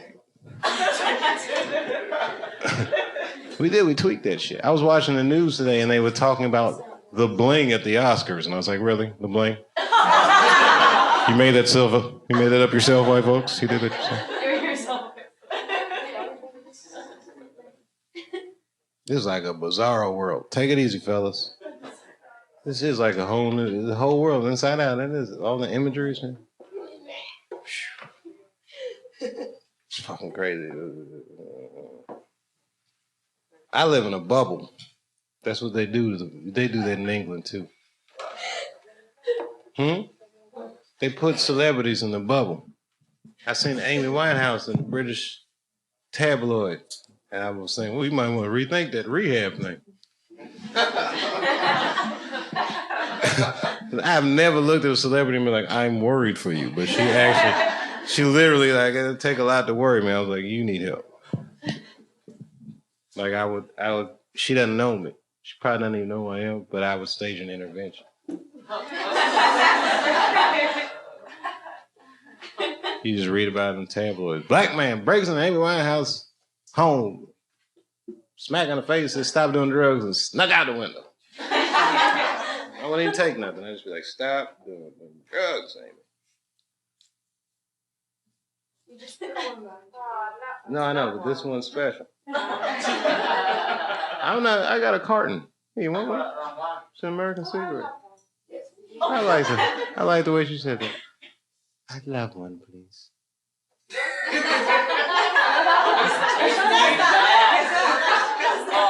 And I like the way she said, I'm half Filipina. The way y'all talk, oh my goodness. Oh, here you go, man. Stop being a bitch. That's good. Yeah, help yourself, man.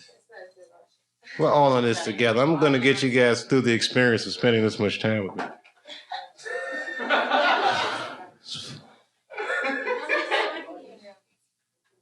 You going downtown? For real, for real? Yeah. You going to do a set? No, I'm saying get some sushi. I'm going to do that.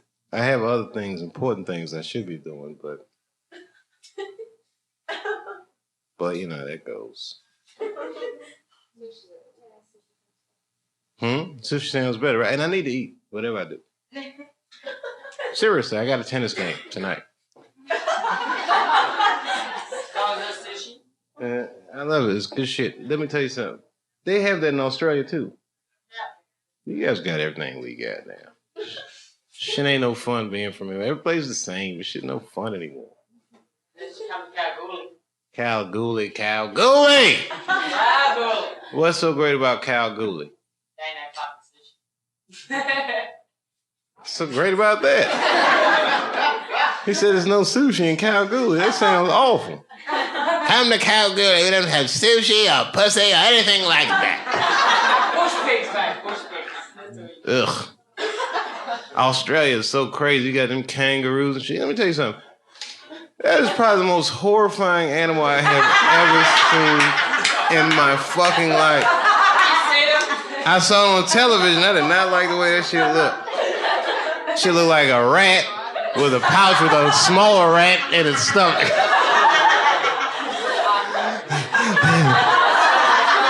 motherfuckers like this, and a baby be in that pouch. I said, this shit is disgusting me. It's the fucking creepiest animal I have ever.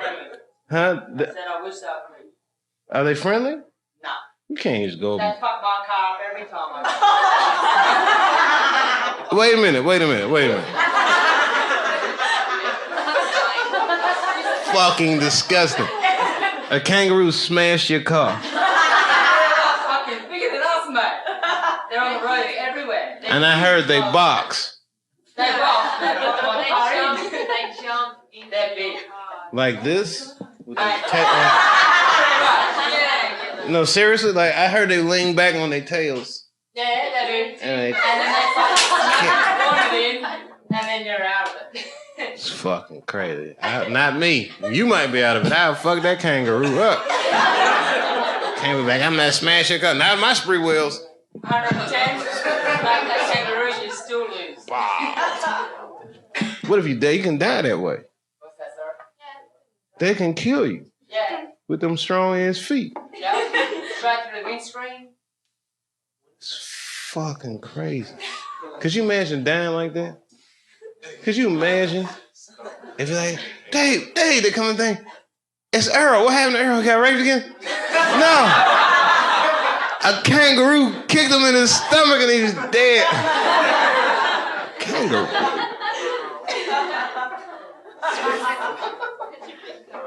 It's a fucking creepy animal. And the way their hands be little like this, shit is fucking disgusting. I can't even explain.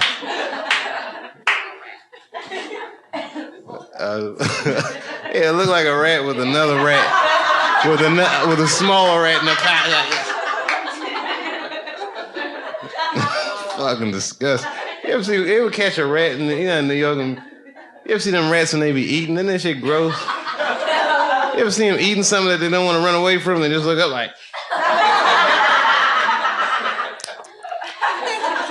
Ugh. It's fucking nasty. Where I live, I got like deers, raccoons. You know what's ugly is you seen a possum? They don't got those in England, do they? Shit's so fucking ugly. They look like a rat that just woke up. Oh, God, his hair be all matted and look. And because they can't see good, they're nocturnal. So I'll drive and my headlights will be on. I'll be this close to them, they'll be like, it's fucking nasty. Ugh, they're gross. We got a lot of animals like that in America. You guys have got to see the real America. Don't just stay in a hostel in New York and see New York. This shit's just like London, but new. Seriously, London is like so old when you go there because it's England's an old country. Our shit still got, our shit is new. But if you go in the middle of America, you'll see some shit you've never imagined. Fat people. The scenery, you gotta go for the scenery. There's skinny people. You gotta, you know what it is? Like it'll look the same if say you take like, where are we? We're in New York. Okay, take Route, what is it, 80? Take 80, then you take 80 to 71, 71 to 70. Take Interstate 70, it's a straight shot. Everything looks the same. From the time you get on 70 till you get to Kansas. Once you get to Kansas, the whole country flattens out. Then after Kansas, the end of Kansas, you start seeing hills. Now you get into Colorado. This is when the shit starts to get real good. No, seriously, because before that, you're going to be on 70. You're going to go to Indianapolis. You're going to go to St. Louis. There's a lot of barren cornfields. When you get to Denver, then you start seeing mountains and shit like that, right? And then you take 70, cut north, go up through Wyoming. Everything's empty. You're going to see nothing but mountains and gay cowboys. It's just a movie. You get to Yellowstone. When you go to Yellowstone, then you go to 80-something, get back on 80, You'll go through, what's the name of that state? Idaho. Just go. Get gas before you get there. And do not stop till you get to Salt Lake City. Salt Lake's not bad. Stay in Salt Lake for one night. Salt Lake, you can make it all the way to Vegas. Once you get to Vegas, almost all the way across the country. You just got to spend the night in Vegas and do acid. And if you can get out of that, you can get out of anything. And then if you want, you can see LA. But once you've seen Vegas on acid, what else you need to? You can you just fill the rest in. It's all downhill from there. Then you get to Route 1. You drive up Route 1 up the western coast of the United States, and I challenge you Brits to have anything in your country that look half as good as the west coast of the United States. You can't do it, and don't feel bad. America can't even do it. Only the west coast looks like the west coast. It's true, right? Even the weather, that shit is great. Sunshine.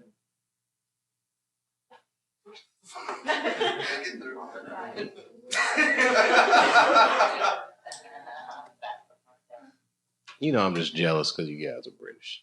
Don't be I'm a nationalist, I'm sorry. You know, a black man started the American Revolution, or what you might call Civil War. Crispus Attucks threw a snowball at the British soldiers, and they shot him in Boston. For black man's first experience with the disproportionate response of police.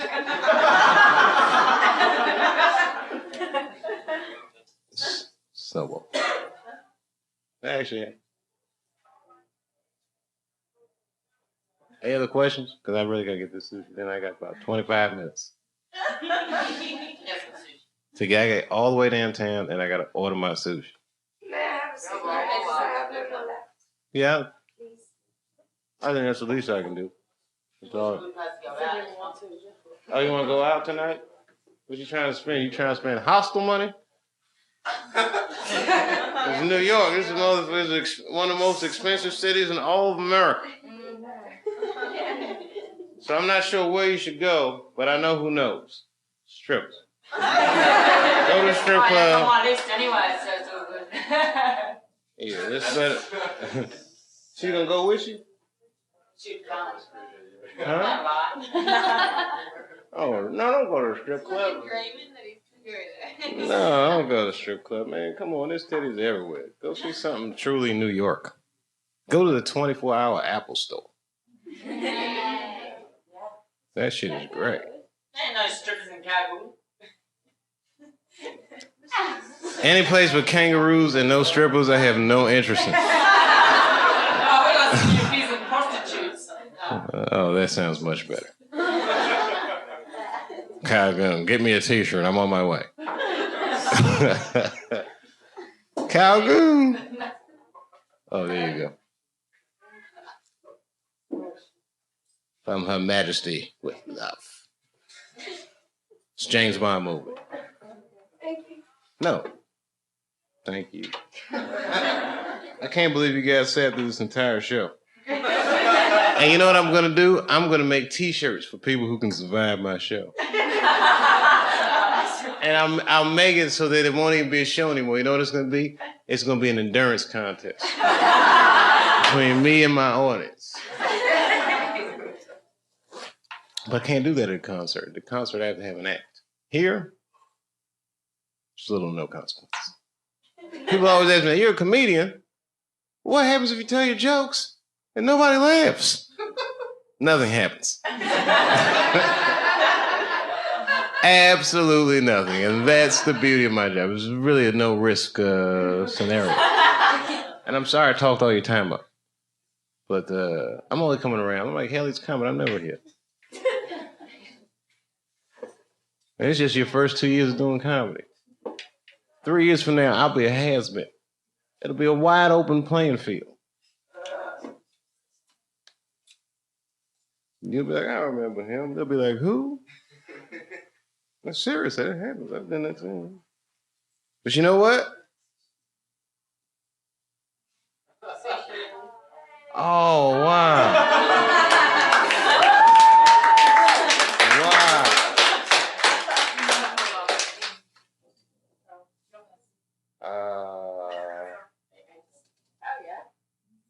Konnichiwa.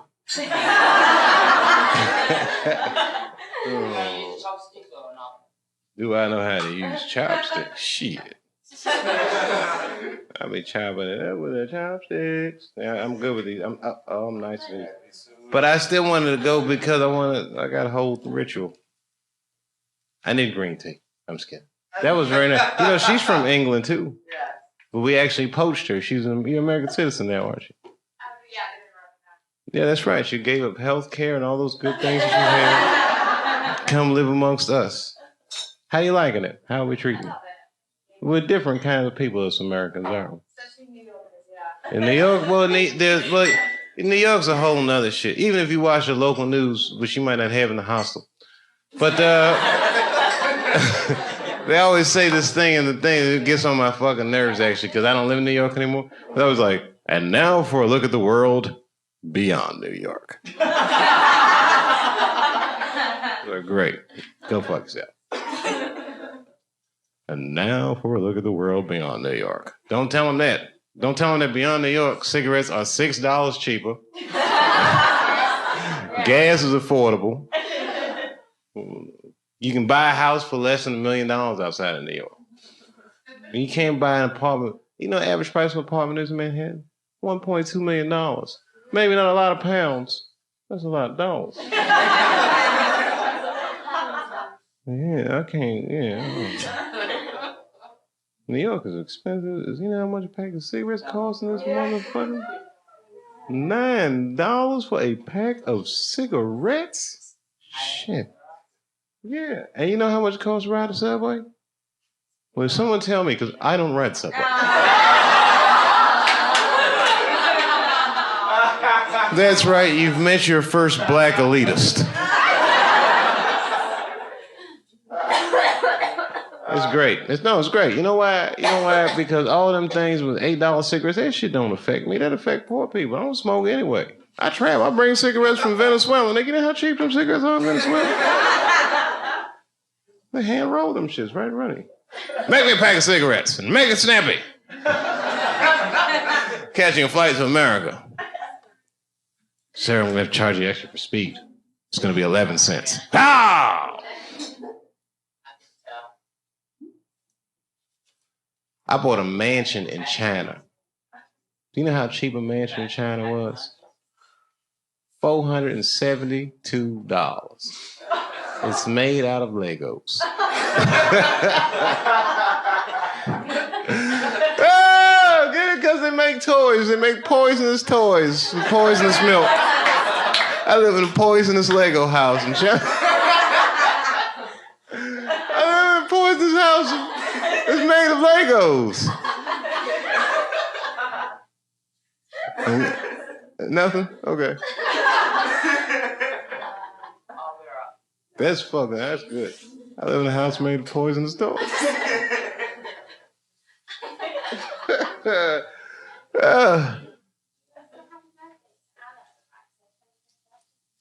Anna, bring your sexy ass up here.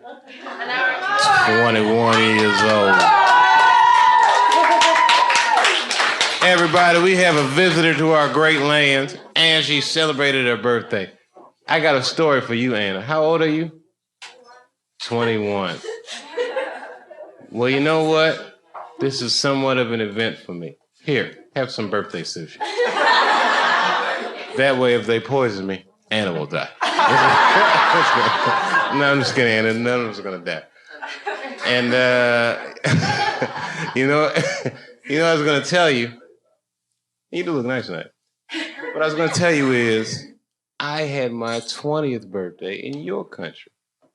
Well, kind of. I was in Edinburgh, but that counts. That's Scotland. It's pretty close. I mean, it's not. Does it count? All right. I shouldn't have said that shit. I did. I had my 20th birthday in Scotland. It was It was great. They're cold. It was cold, and it was August, which I thought was a little strange. It was at that comedy festival. You know what was so crazy? It was the Edinburgh Festival, and that guy Emo Phillips was there. You know how cold it is? And Emo Phillips said, "This country is so much more advanced than America. It's already November." That's like the only joke that I didn't tell that I remember from the whole festival. It was very funny. And then some girls from Spain made me a turkey.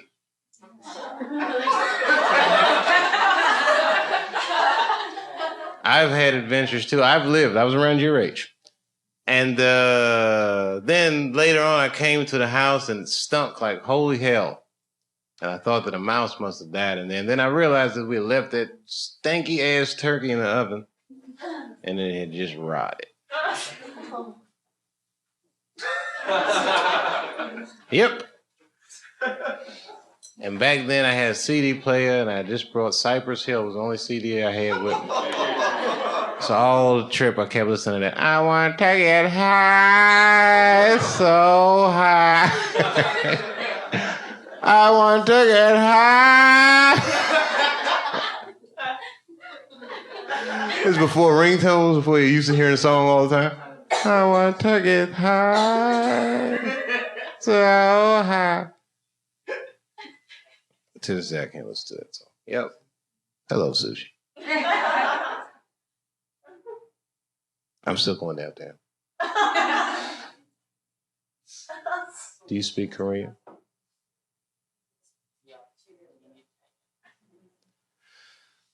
Have you ever been to, so you've been to Korea? Okay, because I did a joke. And she wasn't.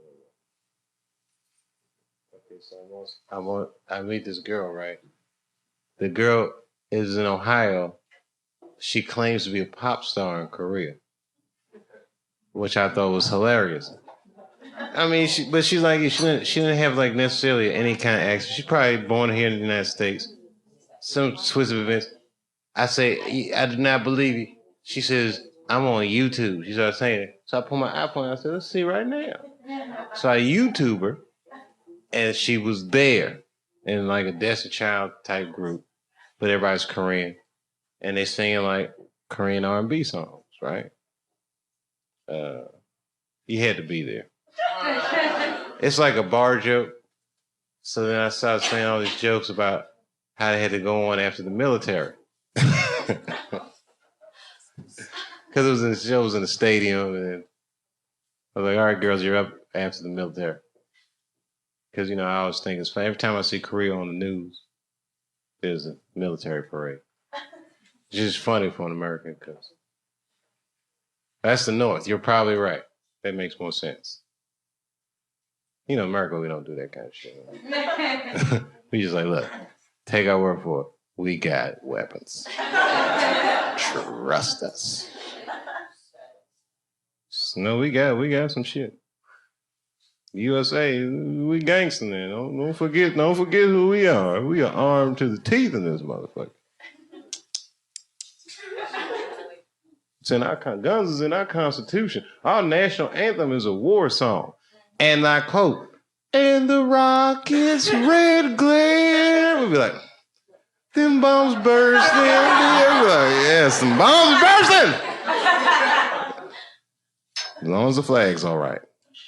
As long as our flag is still there. It's true. We like war in America. We're good at it. Everyone's got to export something. Woo, we export heartache.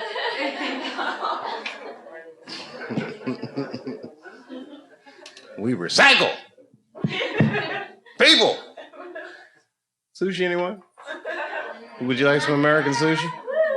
You sure? It's American sushi. It's made out of actual Japanese people that we killed during the Second World War.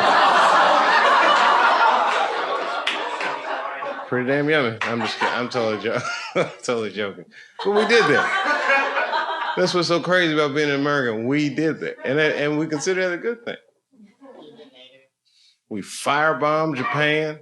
and dropped 2 atomic bombs on them just to see what would happen. Oh shit, they work. The rest of you countries can't say that, can you? And don't let Iran even try to get a toaster oven. We will bomb them to the end of time.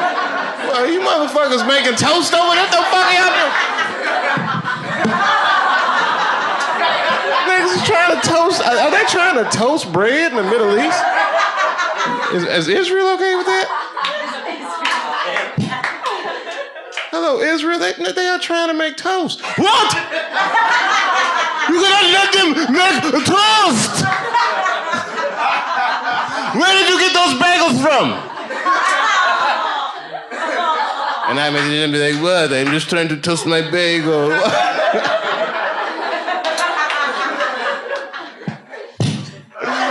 He eats bagels, but get it? Because he's a dumb thing, but then at the same time, he enjoys a good bagel at the same time. Because everybody's so crazy.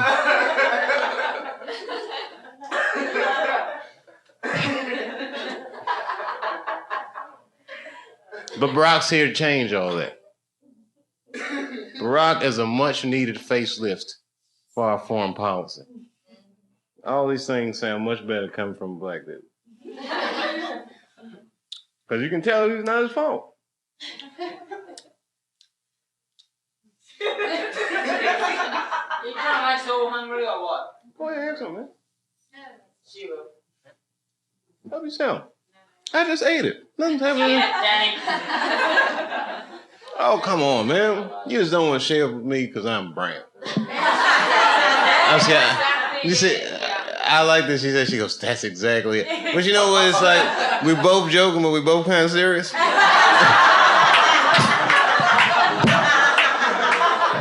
I know, I'm just playing with you. But I would share with you. You know why? Because I'm not, seriously. I like saying racist jokes because it's part of my culture, but... Try it, Danny. So I know where to take you out tonight. Go give it a try. Look, I got a bit for us. No. I thought he was talking about me. I thought he was like, holy shit, didn't they get a little weird for a second when he's like, go give it a try. I was like, really? Go on now, try him out.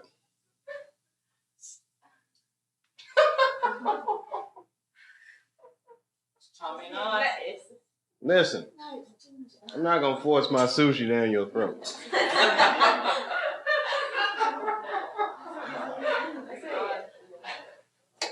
I'm totally joking.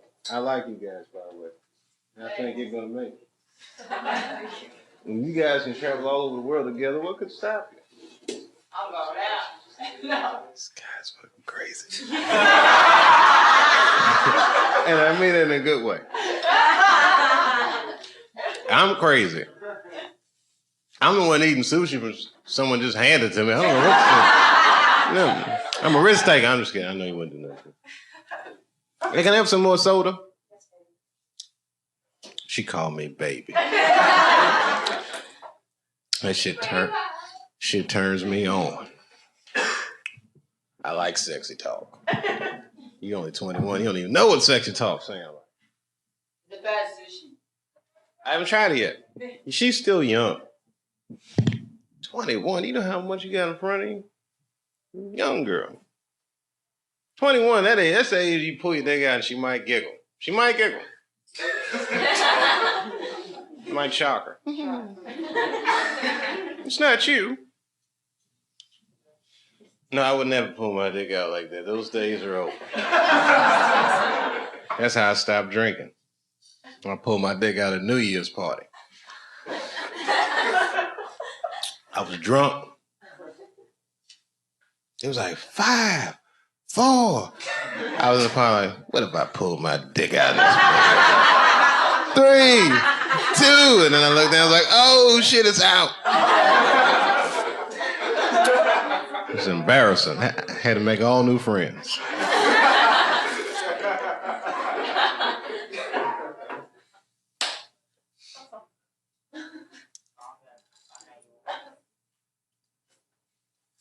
So tired.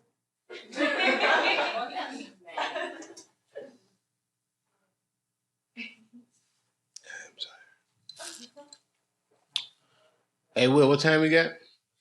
It's Perfect. It means I'm going to get this sushi at the buzzer. The last second.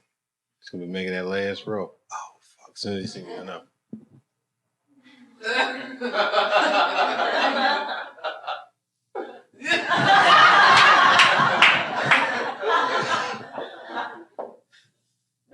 They know what I like. Fresh fish. Spices.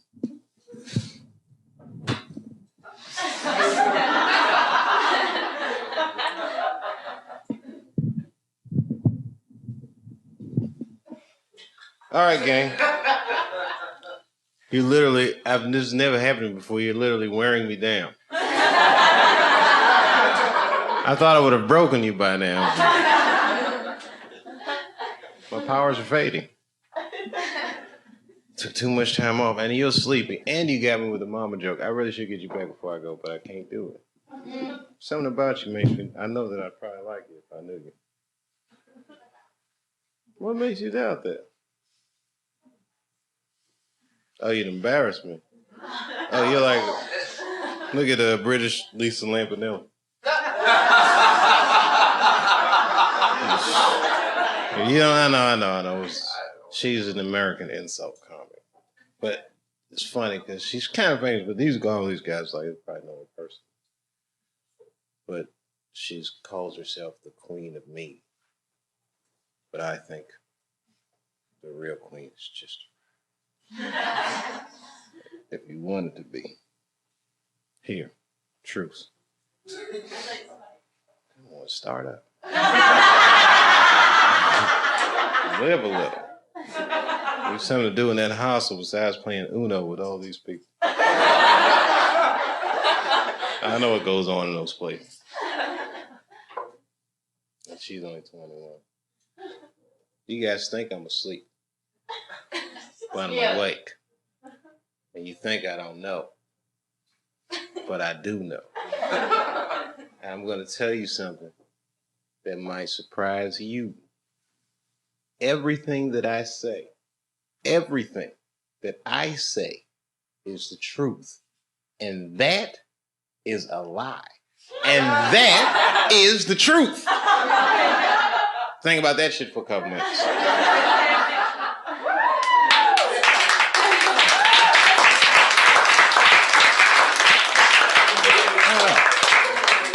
I just want to see you light up. And then when I see you years from now in the hospital, and it's like, it should have been you, Dave. But I quit smoking years ago. No, if you don't smoke, yeah. Give it to, who smokes at that table? You will? I'm going to have to ask the management. Technically, we're closed, right?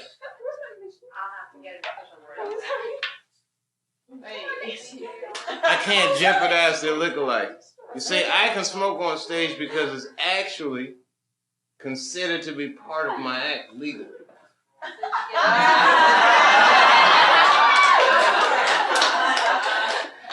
And tonight, as part of my act, she gets to smoke with me. No, you don't have to come on stage. You can sit right there. But I have to light it for you, otherwise it's illegal. Oh, thanks.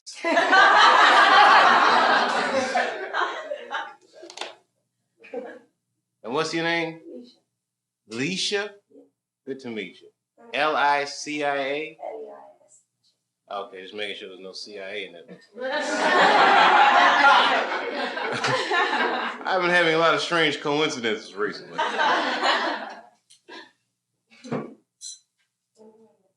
Oh, wait, watch your hair, please. Oh.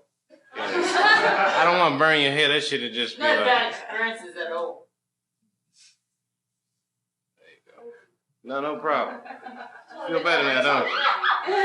Doesn't that shit feel good and exhilarating? Smoking inside? Yeah.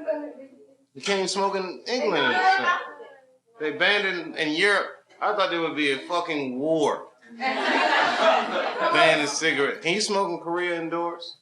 I'm on the way. Is it expensive, South Korea? Visiting. Can I rent a flat? How much? $1,500 a month, one bedroom. I'm only gonna stay for a week. Pocket change, shit. I forgot you spend pounds. That's like $750. I'm on the way. Is it hard to hook up those flats? Reggie McFadden. Is that Reggie? Oh, my fault. You look just like Reggie McFadden. I'm sorry I did that to you. The lights are bright. You're a comedian though, aren't you? You're just a regular guy. Regular people to walk. And you just walking up the street. Just walking or walking? Oh, you was bartending at one of the bars around here. Yeah. And then you looked on that little TV screen in the front. I saw you. And you saw me, and you were like, I haven't seen this episode of Chappelle. That shit is happening now! And you know how to live. You walk right in the door. It's like, I'm just going to get a glimpse of this dude. Sir, you are witnessing right now something that rarely is seen. Me bombing. Fucking. love to watch someone bomb. Huh? You're right. I do love to watch him. Let me tell you something. My favorite comedy tape is Richard Pryor's Still Smoking. Have you ever seen this? At the Improv in Hell's Kitchen. About 40 minutes long. The crowd was freaked out. He started the show. He said, a little nervous. I haven't done any cocaine all day. This is in the 70s. The crowd was and then he started doing these routines about his mom sucking people's dicks. I mean, just like these crazy. You ever seen this? And then he say, he said crazy shit. It is weird, isn't it? He says on that tape, he says, never let a faggot suck your dick, cause they'll tell. And the crowd was just like, this was the weirdest. It was so fucking weird. The thing I like about the tape is this. Okay, so he does all these routines. He bombs. You can tell he's kind of nervous because, he'll say something real crazy. He'll be looking there. He'll say something crazy and he'll look up, look at the crowd, like, just see what it does to him. He starts freaking him out. I can tell he's even freaking himself out, which happens. It was good, though, right? And then at the end, they show the list of all the jokes. You remember this part? They just cut to it. And it's like a list of jokes in his handwriting. Some of the words are misspelled and shit. Damn near every joke on that list became like one of his famous routines. But you could tell it was like the beginning. He's just working it out. And the shit stunk. Why am I telling you that? Because I need you to know that Houston rapist shit is fucking hilarious. I was telling male rape jokes tonight, sir. You missed it. I did jokes about bombs bursting in the air and eating sushi made out of Japanese people. I was saying like really crazy stuff, but I don't know. One of these shits might be a winner. Maybe. Useful. The Brits don't think so. Your comedy's a little different. Just a little bit.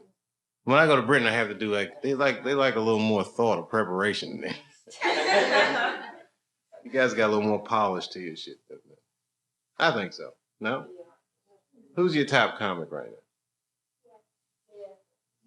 I remember Lee Evans from my 20th birthday party. He was at the Edinburgh Festival that year, and he won the Perrier Award. Lee Evans. He was in the Something About Mary movie.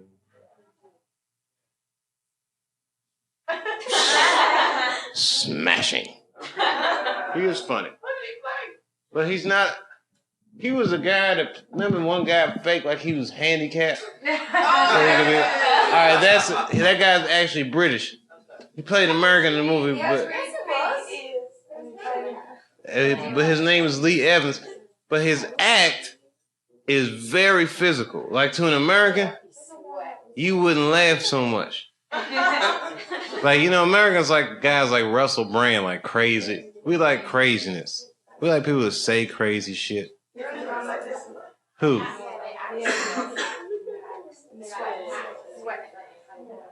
Yeah, your comics like to act more. And if American comics, they'd be like, you're fake! It's true. And Australians, you guys are more like us as far as your comedy sensibility, because you're a penal colony. Totally joking. Totally joking, sir. None of them. That you're a penal colony. I don't know if that's true or not. I just heard. It isn't? Were we a penal colony? I heard that about America. Is that true? That America was a penal colony and we just rewrote our history? No, we were pilgrims. Penal colony? No, we was holy rolling.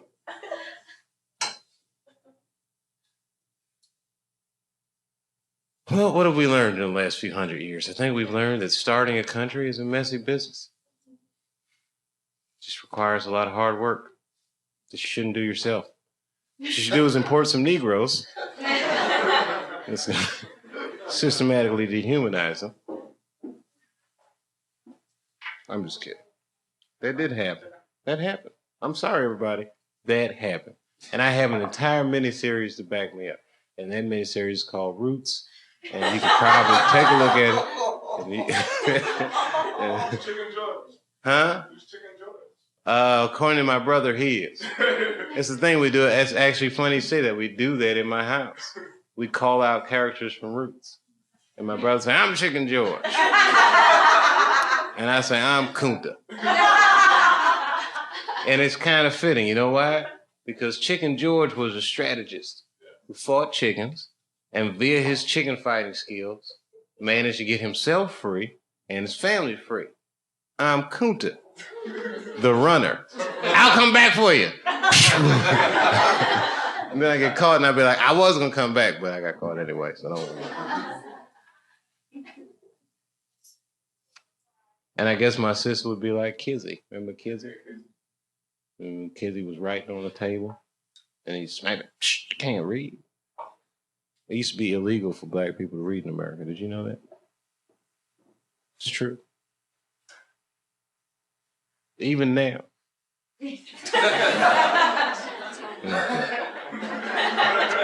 Barack Obama has to sneak and read.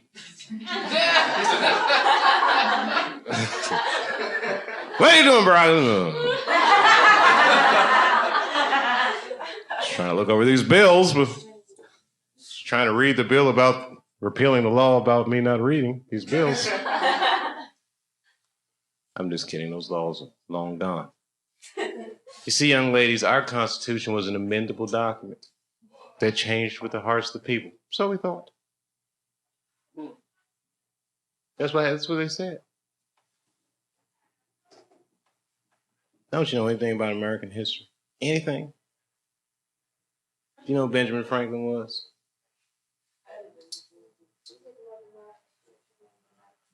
Oh, modern world history is mainly American world history. Still on top, son. Can't stop. Won't stop. America. That was funny. After 9/11, America was like puppy. They don't want to see us shine. Haters.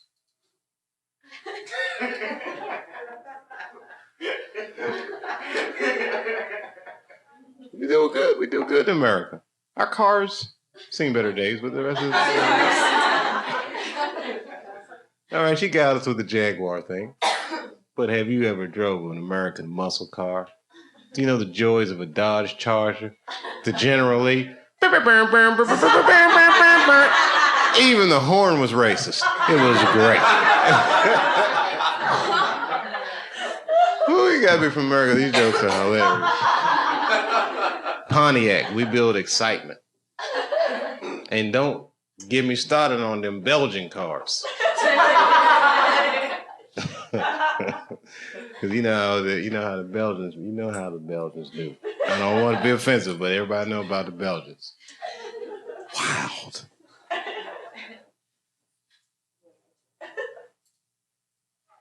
I like England. I do. I more than like England. I love it. I have great. No, you sound way better than that. You sound better than me, Dick Van Dyke, and all the rest of us that can't talk like you. But There's just a couple things that you don't have as good as us. There's only a couple. Hip hop music, you haven't caught up. And I hate to tell you this, you're never gonna catch up. Not in that genre. And you never had a Richard Pryor.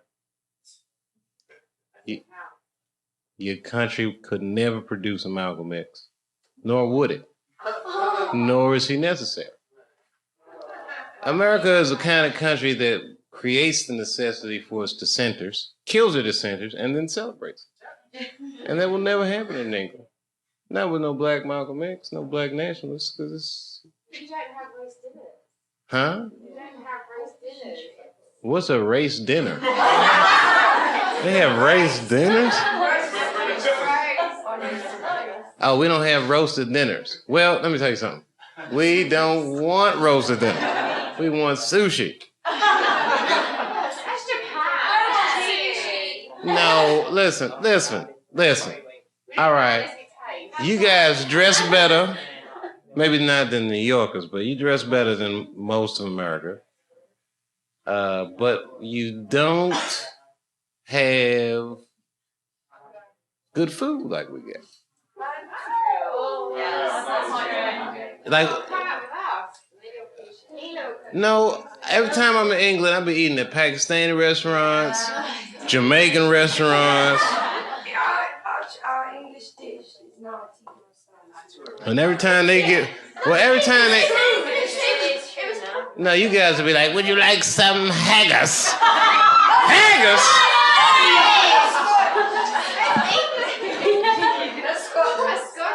All right, well, you sure this? Okay, Braveheart. You gotta remember Braveheart. That line exists in the hearts of people. You know, I once met a girl, and she tells me, I said, where are you from? She says, well, I'm half Honduran and half Nicaraguan. And I was like, whew, you should take the lines on the map seriously, right?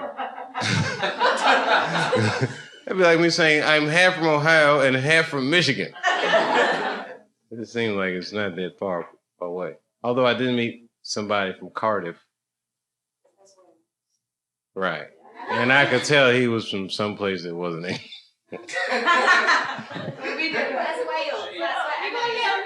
You're from Cardiff. She's from Wales. I did a show in Cardiff. I went over that bridge and everything.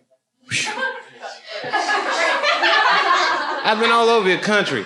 Liverpool, Manchester, Birmingham, Brighton, London, Bath, Shower, everywhere. That's the name of the place, it's Bath. I remember that place. You live by Bath? That sounds hot. Bath.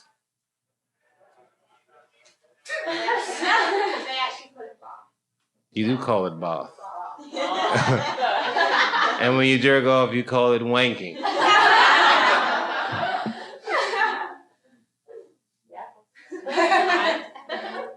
What do they call when girls do it?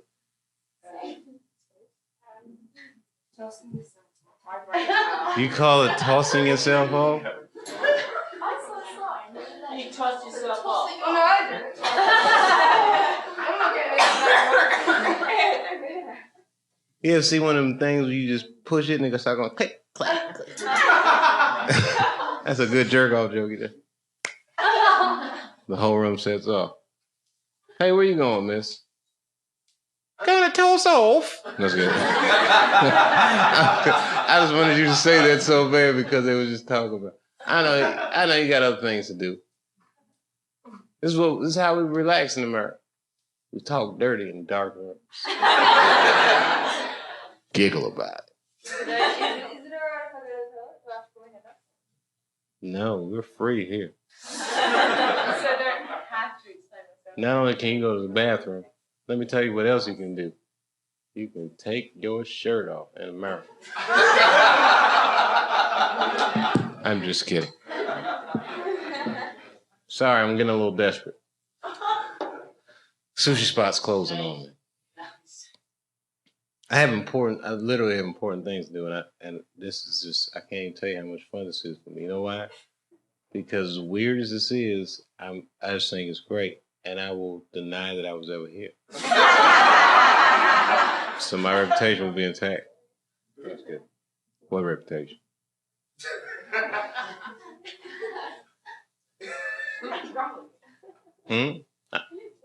I know I love to try.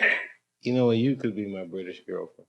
I gotta ask my wife, but you'd be a good candidate. You'd be a good candidate because you defended me, and that's how me and my wife first fell in love. Let me tell you something. Back during our courtship, right, our sexless courtship, I used to have all these schemes of how I'd get her to sleep with me. One of the schemes was that I would invite her to a show. This is a pretty harsh story. I said I'd invite her to a show, and then I'd wow her with my blah, blah, blah, blah, blah. You can imagine how that scheme goes. But the plan went horribly awry. I was at Caroline's. I'm sorry to bring up another club. That's where I was. And it was some kind of weird function there that night. And I was heckled by a lady, one of the rich Upper East Side women, code word for, rich white lady. And the only reason I mentioned she's white was relevant to the story is that in the course of heckling me, which you heckle me, I don't really mind, but you gotta remember circumstances. I got a girl that I'm trying to impress, and I'm a lot younger. And in the course of heckling me, she called me a monkey. We ride, which has this weird racial overtone. And, again, now, even if that happened to me now, I don't think that it would have done as much to me as it did at that moment. And at that moment, I was like fierce because this girl was there, and I fucking flipped out. I Jeremiah Wright it out on this bitch. I was just like, yo, bitch, if you shave a monkey down, is it black or white? Answer the question. I started going all crazy. And as I'm yelling at her, I see my girlfriend, there's my wife, she gets up, she starts walking towards the door. So now I'm real embarrassed. And as she's walking towards the door, she walks right over to the lady's table. And she leans into her ear, like a whisper. And she says, "You are a fucking cunt," real loud. I mean, screamed it in her ear, and I was on stage like, oh my God, I'm falling in love. Little did I know that years later, all that anger would be directed at me. Life has a funny way, But like I said, you could be my British girlfriend because you see defended. She wasn't pissing? She was taking the piss. Oh, no. What does that mean, taking the piss? There was no need to defend. Oh, I know. Me and her are already cool. She's my sister-in-law. You could be my other British girlfriend.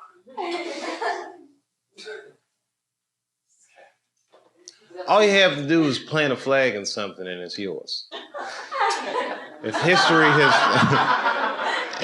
has taught us nothing else. And that's why America owns the moon. And you guys can enjoy our moon. You're welcome to look at it. If you're going to go to the moon, you're going to have to call us in advance so that we know that you're going to go check. Yes, you can own parts of the moon. Oh, you have a part of the moon in your house? Okay, that is actually property of the United States, and you're going to have to return that moon chunk. I don't know how you acquired a chunk of our moon, but you're going to have to give that back. It belongs to American taxpayers. And we've got to pay China back. And that and that little moon rock is part of our business plan. Yeah. It is something kind of crazy about that. America owns the world. Y'all should have thought of it first. But no, he didn't. The moon was there the whole time. And we was the first ones to be like, son, let's go to that motherfucker. Yeah. I don't know why nobody else started that shit. But I'm glad it was us. Don't you feel lucky sometimes when you look up at the moon like, phew, we got that shit. Oh my goodness. The foresight of our leaders. It's useful too. Glad we have it. Hmm? It does control the tide. That's why nobody fucks with us. People flood your shit. Don't want you making no toast. Don't want you doing nothing. I met Dinner John at the beach. Are you at the beach, motherfucker?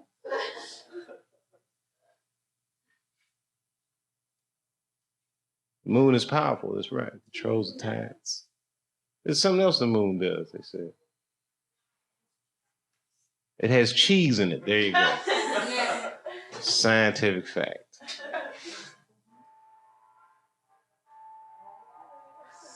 This might actually be my wife. What if I wasn't supposed to be here? That's the government. Oh, it's a friend of mine from a whole nother country. He's in GMT. I do know famous people. Who's your most famous person? That I know Or your favorite? in my phone book. Myself. Famous people don't give me their numbers. I be prank calling people. I do it. This phone doesn't really have anyone super famous. Rappers. I don't even know. I don't call a lot of these people, so I don't know if these numbers are good. I'll show her because she don't believe. Night, Dave. Take it easy. See? Oh, I know people. I got your mama's number in here too.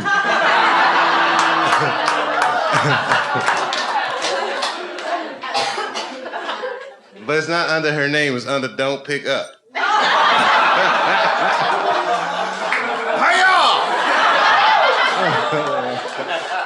I'm scared. I don't know your mom.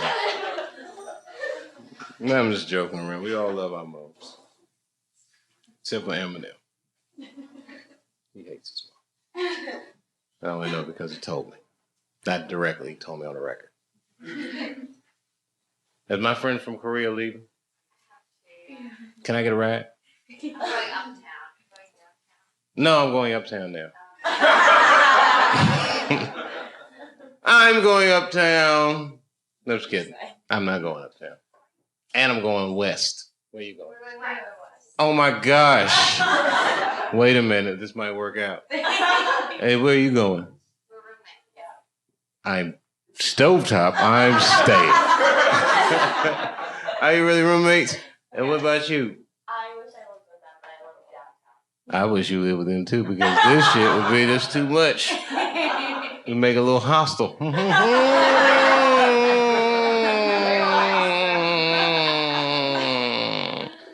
And by the way, I'm joking. I respect you. I respect your womanness, whatever that is to you. No, I'm serious. I said the most fucked up joke the other night to my sister, and I wish I could remember. And it wasn't my sister, it was my wife. No, it was funny though. It was funny. What were we watching? Oh, we were watching a DVD of that movie, Unforgiven. You ever seen this movie with Clint Eastwood? So it's the beginning of the movie when the girl gets a face cut up, and then the guy brings her horse, and she goes, "A horse? A horse?" She goes, "We might be whores, but we're not horses." She said, "We might be nothing but whores, but we are not horses." I looked at my wife and I said, "She's a feminist."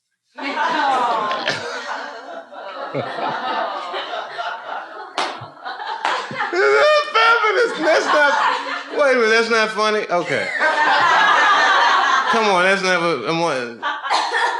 I said it to my wife. She thought it was funny. She said, "We're not." She said, "We might be whores. We're not horses." Baby, she's feminist. That was very. It's a cowboy movie. That's why that's funny. It's old. Old, ancient history. It's old America. Peace. Where you going? Where you from? Oh, you're American. Sorry, everyone talks so funny in here. I'm starting to go a little crazy. I'm just kidding. You don't talk funny. Well, hey, get home safe. Are you going uptown? To the west side? Wait for my friends, would you? Once you guys all get home safe together. I can't believe this is happening. I might actually do it. I had a goal tonight, so I'm going to walk this entire room. That was so crazy. I never noticed you before. Was she here before? Oh, I'm sorry. That's a weird feeling when you see people come in the bathroom. You see going. No. Thank you for actually. I can't believe that you guys stayed through this whole show. Hey, what's your names anyway? Joan. Joan what? She's so great. Sure it is. Jenny. Jenny. Jenny what?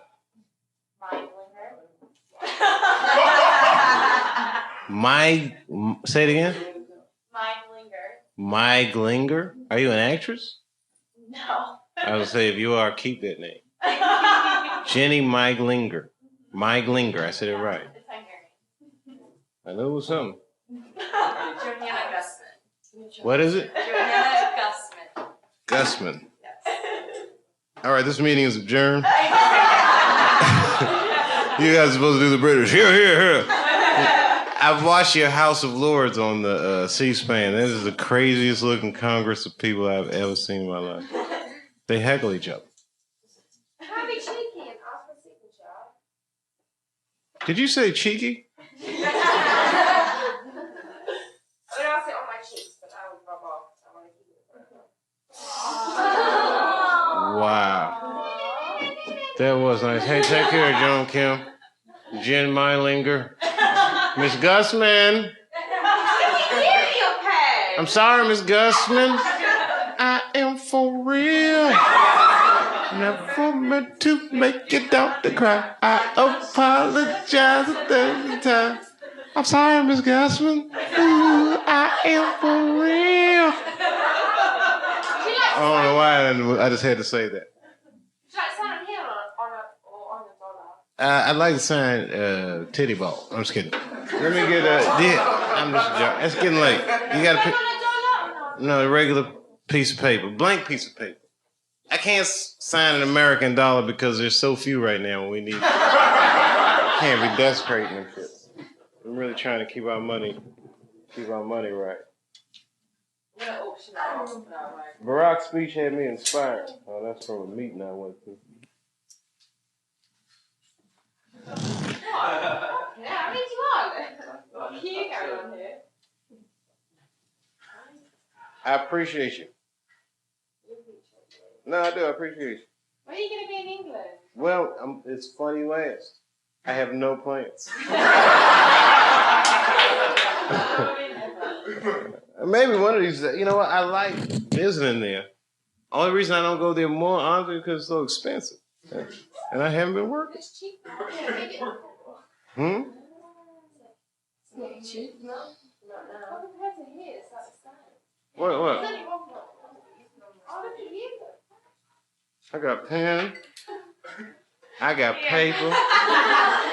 Got it all, baby. What's your name again? Leela. L-E-I-L.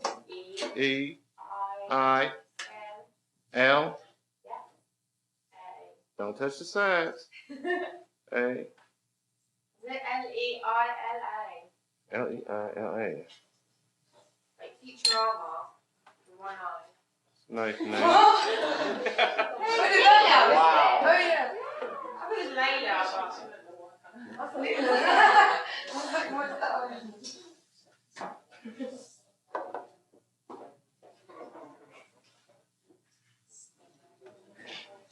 Why is like yours on the end? Yeah, they started me with a piece of paper. I'm just kidding. No, you're not a bitch. I call people bitches, but not just women. People, men and women. So I think it's funny.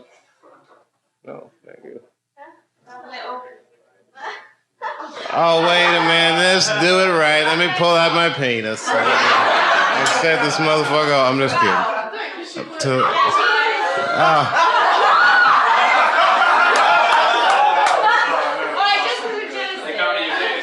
Finally, a closer. You know what I'm saying? You know, you can't find that last joke, and the lady was like, hey, I'll start getting, I'll get off on that. Oh, yeah, I got blank paper. You know, the only thing worse than getting walked out on by the crowd is signing for it. And I'll do that. Because I have that much.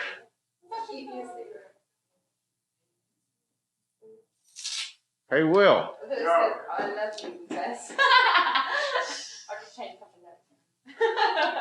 You guys are all right with me. Are you really from Cambridge?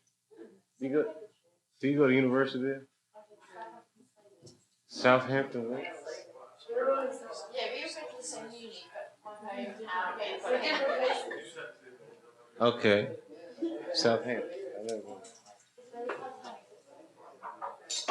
Seriously?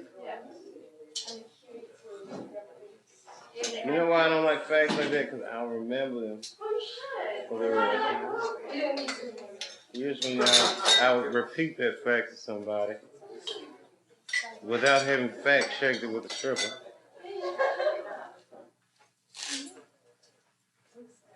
Hey, oh, I'm sorry about that.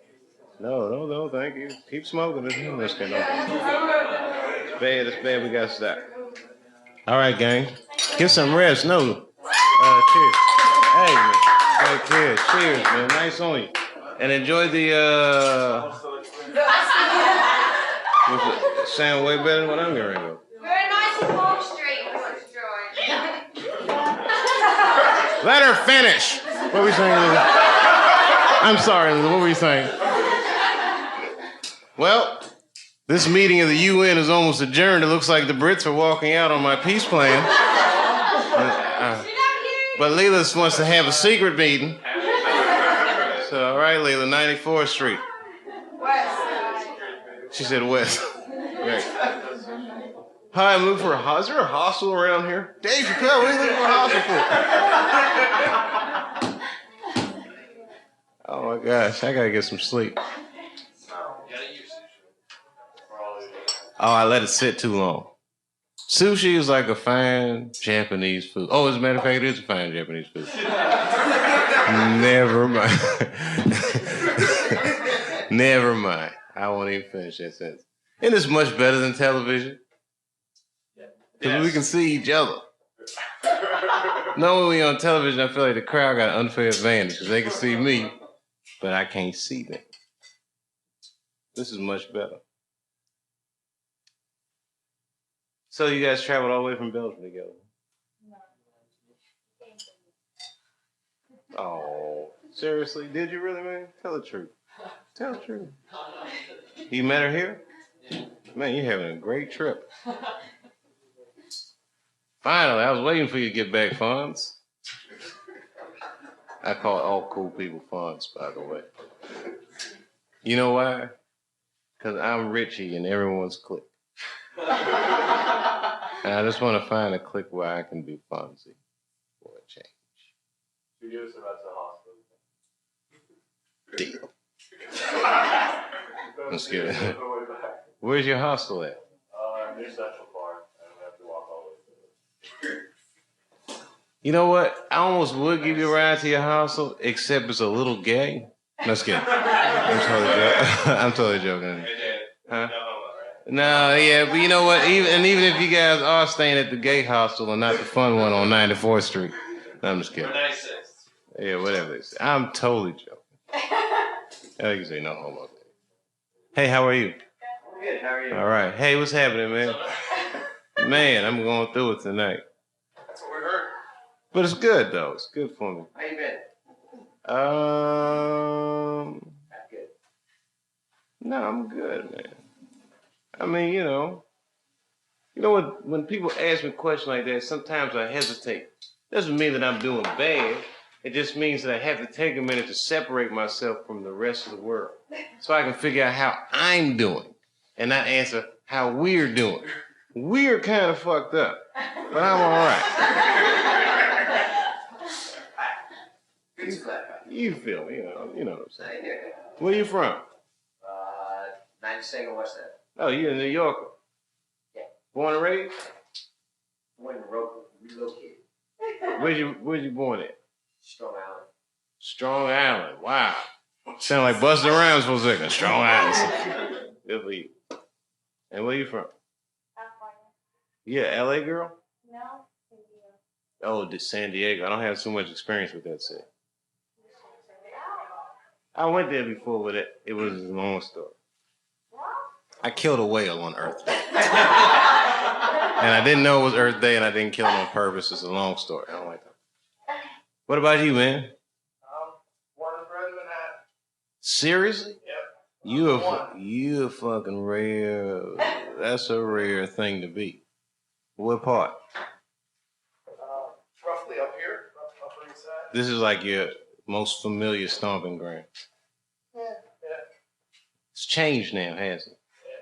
Can I quote Dr. Dre for a second? Things just ain't the same for gangsters.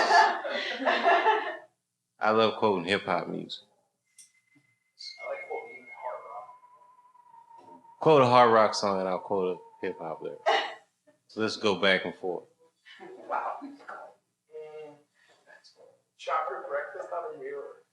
Chop your breakfast on a mirror. That's a hard lyric. Slide from Master Puppets. Chop your breakfast on a mirror. You know what's so funny? There has never been an openly crack-smoking rapper. We don't have like a rap lyric for that. Chop your breakfast on a mirror. Holy shit, I can't top that one. Down in a hole, losing my soul. There you go. House of Chains. Okay, how about this? Thinking of a master plan. There ain't nothing but sweat inside my hands. So I dig into my pocket, all my money is spent. I dig deeper, still coming up with less. So I start my mission, leave my residence, thinking, how can I get some dead presidents? I need money. I used to be a stick-up kid, so I think of all the devious things I did. I used to roll up, just hold up. Nothing funny. Stop smiling. Still on the move with the money. That's my favorite shit. He actually does a rivalry. We have this music in America. Rappers talk about all kinds of shit now. Not just the clothes and the car. Because the truth is always in the rap music. Listen, in 1990, rap group NWA came out with a song called Fuck the Police. They made this song, they got put on FBI watch list. Police fraternity fucking hated their guts. Everybody hated their guts. How you make a song called Fuck the Police? 2 years later, short 700 days, guy named Rodney King gets the shit beat out of him on the LA freeway. And everybody in America was like, oh, that's what they were talking about. But nobody listens when they say it. But rappers always talk about what's going to happen. 3 years later, a band from LA remade it. What happened? 3 years later, a band from LA remade it. What they? Oh, Fuck the Police? Well, who? Who remade it? A rock band? No. See? Because of the sentiment. And then, I mean, everybody's rap music say everything. Everything that's going to happen. Time to get paid. Blow up like the world trade. Remember that? Global warming. This is why I'm hot. This is why I'm hot. See? That's good. It's out there, though. You know why? If it's rock music, if it's rap music, if it's whatever music you listen to, artists are the truth. You know why? Because everybody gets information, but only artists can interpret information on an emotional and an intellectual level simultaneously. They can make you think and feel about something at the same time, no matter what kind of music it is. That's why whenever a society goes through its turmoil and the government wants to repress the people, they always go after the artist first. Always. Always. Always. But if you tell pussy jokes, you're safe. Just as long as you don't tell no political pussy jokes.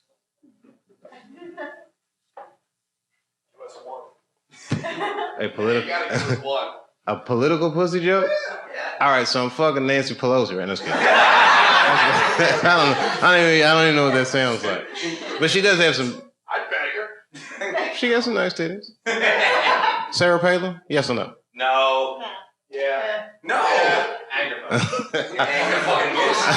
I like this guy's standard. She's like, yeah. Yes, okay. Now to play hockey. I know. That's the thing. We need to see. I like that though. You know why? Because if you can imagine yourself having sex with a woman like this, do you know what that means? That means that you look at powerful people as people. No, that Oh, I'm sorry, I misinterpreted you. Turns out it means he'll fuck anything. I thought. Musician and a bartender. I'll fuck anything. Are you a musician for real? Okay, what do you play? Guitar. Rock guitar? And you 10 bar? You 10 bar and you play rock guitar. Do you know what that means? You're a bartender. Wow! You're my best friend. Holy shit, that's your best friend that said that? I know. Imagine how good a bartender is. No. Yeah, that's true. It means all those things. It also means you have an exciting life. Pretty good. It's an exciting life. You play music. And even when you bartender, you get to talk shit all night. It's great. Are you his girlfriend? No us. Are you in the band? No, I work with him. I thought she was going to be like, I'm the tambourine player. I'm not a groupie or a player or a follower.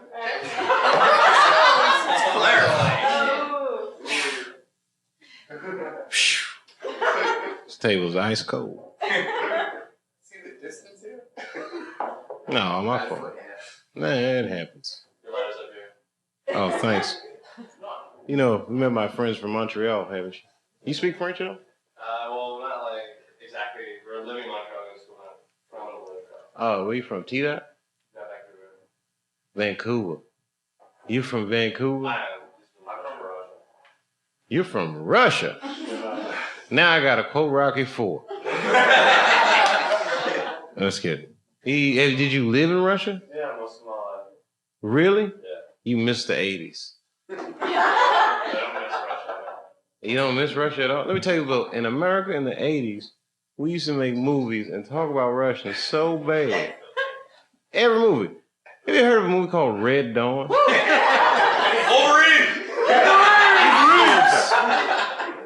You gotta rent this movie. Great. Just to see, it's a fucking piece of propaganda, man. You know what the movie's about? It's some kids in a high school, right? They in the school hanging out. All of a sudden, parachutes start coming there, and the Russians invade America. I'm telling you, they made a movie. It is the most ridiculous shit ever. So then, like, the Americans have a rebellion against the Russian invasion. What's it called? It's called It Will Never Happen. That's called Red Dawn. And you've got to rent it. And you will be laughing fucking hysterically. Especially being from Russia, you're going to love that shit. I mean, you're going to hate it, but you're going to hate it so much that you're going to love it. And I'm telling you that, you know why? Because they're remaking it. Again. Because this time it's the Chinese. It's gonna be 1 billion parachutes. I saw it in basic training. Huh? They took us to it in basic. I was in basic training. They took us to go see that. They took you to see Red Dawn when you in basic training. And you were like, we're gonna fuck them up. They come like, fucking propaganda is awesome. It's effective. That shit is effective. When I was in the 19. No, 19. See that? Back in America, you 19. Yeah, man. You're supposed to be able to have fun. You're supposed to be thinking. As part of your accent, people like to see it. Oh, yeah, go ahead, man. Light your cigarette up. Live your life. Instead of chasing that paper. Said the woman that got beat up in the Lamborghini. Oh, no. It was a Lamborghini. She said, "Don't chase the paper." Easy for you saying that Lamborghini. I don't know. I'd be thinking everything's fake. I'm sorry. I'm a skeptic. I'm a skeptic. Don't you be doubting some of this shit? No? Huh? Good for you. Question is, this guy just said, I'm doubting it. I used to be cable's hottest star. At least that's what they told me. Hello, darkness, my old friend. So, for real, you was in basic for what branch of the service? I was in the Army. Really? Airborne? I was airborne, 82nd. You 82nd. You guys the first dudes to show up. Airborne. So if Red Dawn was in reverse, he would be parachuting on your country. I did in Panama. You was in Panama? I heard that was actually kind of much worse than people thought. It was like a hot war zone for a minute. It was pretty hot for a minute. That's crazy. I don't even know what happened in Panama. Something about Grenada and some. Yeah, they just Noriega just grabbed him. I don't know why. Oh, that's right. We did do that, didn't we? Remember that? You don't remember that? That's when the United States.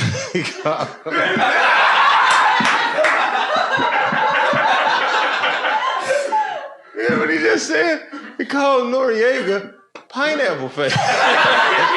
What, you go to high school with him? Hey, Pineapple Face. Oh, that was fucking awful and hilarious. How many people was in Panama? Was it a huge operation? Like 3 battalions, maybe 6,000, 7,000. Wow. That was crazy. They just like arrested that dude, didn't they? Yeah, it took a while. He was holed up. Yeah, he was holed up. They had to drive him out. They used speakers and they played music and drove him out. Oh, that works. If you go to Panama, like Old Pass, you can see some of the bombing areas. I might need to check Panama out. You should. Cigarettes are like $1.70 for a pack of Marlboros. Oh, I know about that. You get like a liter of rum for about $3. Holy shit, this guy's got like all the supply lists now. I can't believe it. Can you fucking imagine? That would never happen here. Could you imagine if, like, I don't know, someone invaded America and arrested our president? There's no fucking way we would let that happen. You couldn't arrest an American president. Who's gonna arrest him? Mr. Bush, you got under our ass. Shit. The fuck out of here. Wow, that actually happened. Was it scary? You're not supposed to ask soldiers things like that, so it was a bad question. But I'm just curious, was that shit scary? Like, Not really. you don't even think about it because he's young. I was kidding. I mean, it's another world, it's another life. Wow, Long good time for ago. you. I always admire how people can put that kind of shit behind them. I'd be dwelling on that shit like it was yesterday. Fuck yeah, it was scary.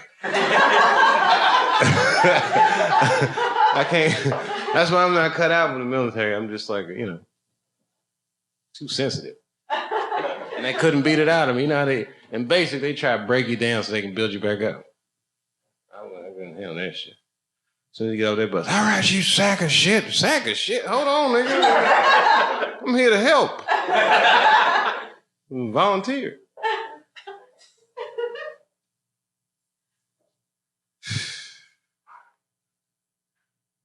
Does anyone hear a stripper that can fact check something for? Well, I heard a stripper. Now, strippers, this is an established fact from early in the show. Remember, we discussed this. That strippers is like street Google. Like this? Go on. They're street Google. If you want to know something, you got to ask the stripper. These guys are in bands, right? So you say you're in a band, but your band's starting out, right? Just say it was your band starting out. I don't know what stage of the game you're at. But I remember when I was starting out on the road, right? Back in the day, comedians, people be on the road, they want drugs or anything. They got to ask street Google, they ask stripper.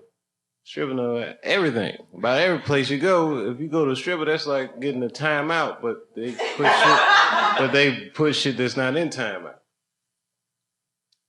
You never heard that? He's my stripper. He gets everything. Are you really like street Google, man? You can just pretty much Google anything you want now. I guess you're right. I know. I mean, honestly, I'm a pretty morally upright guy, but I just like crying. Are you taking off? Yeah. I thought y'all were in love. What happened? They sat through this. How you gonna leave this Belgian guy here by himself? He don't know this.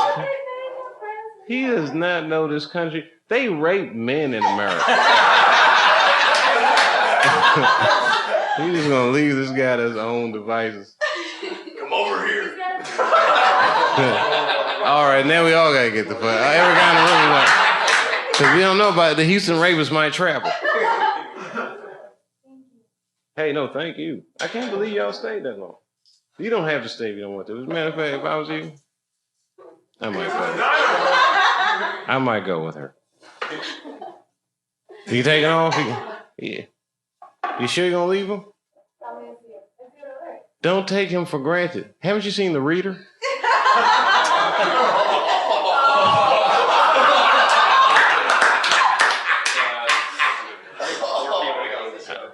Yeah, it was good. Well, you know what? I see why she got an Oscar. But you know what I didn't like about it? I don't like movies where the music got violins in it.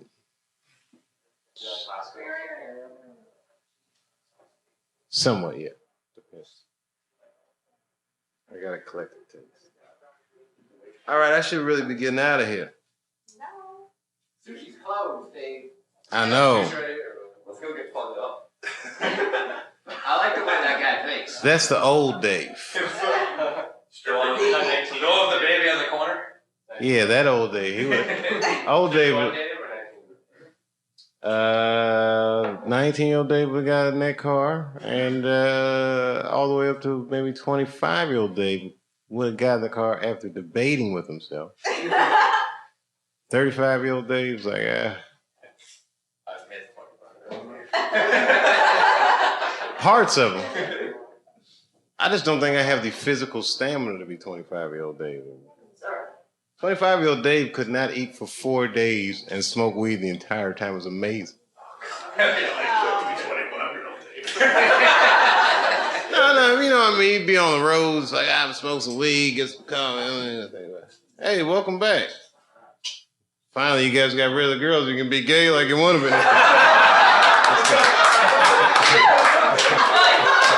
I'm totally joking. They just had like the hottest girlfriends and their girlfriends left, and then he comes back in like, she's gone. Thank you. But that's he's traveling right from Australia with his girlfriend, so he might need a breather. No, actually, I live my technique. Oh man, I thought you came back with some more comments. You know what? You're right though. I gotta get out of here. Where you going? So we had last. Where have you got to go? I'm going to the Four Seasons. I'm going to go to my room. Yeah, well, you know what? I like. No. You know why I like to stay at nice hotels? Honestly, because it's like walking to fantasy. No, people. No, they don't bother you. As a matter of fact, the moment you hit the door, it's as if you were somebody, even though you're not really somebody. I can't explain it. Welcome back, Mr. Chappelle. You stay under fake names? Yes, I do. What's your best fake name? Honestly, What are you saying under tonight?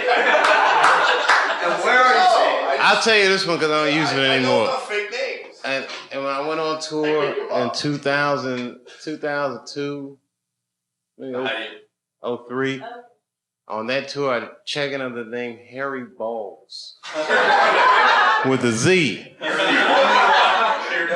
Right, so then they'd call me up and they'd be like, hello, Mr. Balls. And then like Deets, Newts,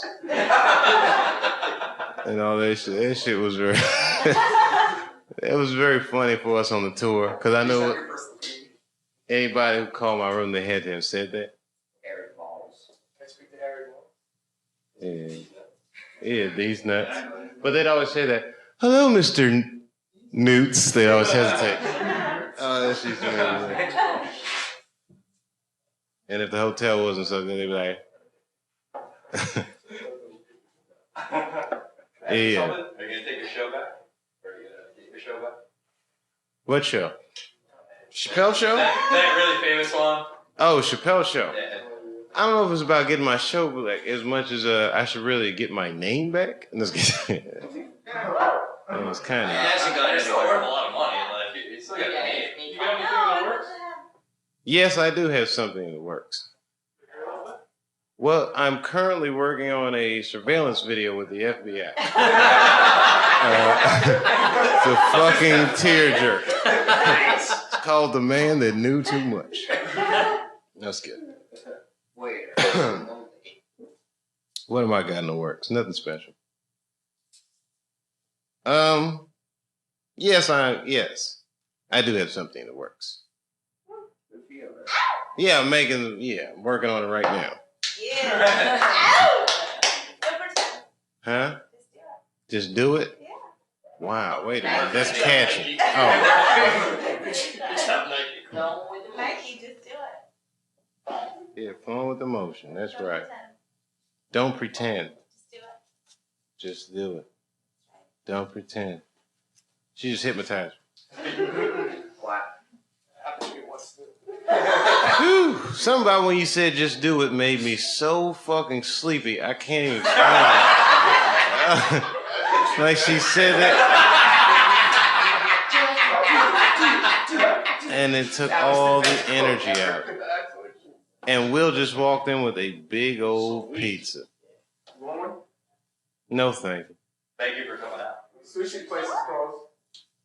I heard. Thank you. Thank you. Take it. That's right there. And now it's there if you want to try it out. Dave, why do you live in Ohio? Why do I live in Ohio? You talk about Ohio, you know, New York, and LA, and why do you live in Ohio? Honestly? Ohio. Chaos. Yeah, there's like a whole stack of reasons. I mean, Number one. huh? It's quiet and none of you fuckers are there. We all. What's one reason? I heard you actually live on a farm. I live on a working farm. That's absolutely right.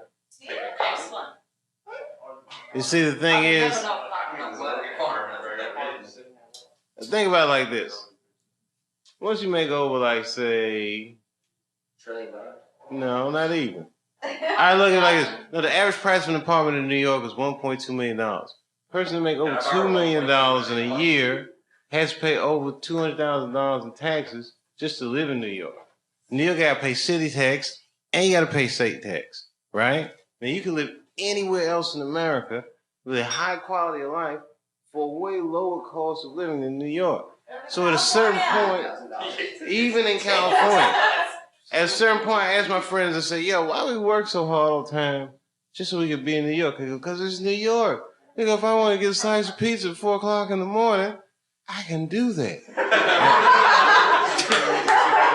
I was like, so you're going to build your whole lifestyle around a hypothetical slice of pizza that you may or may not want?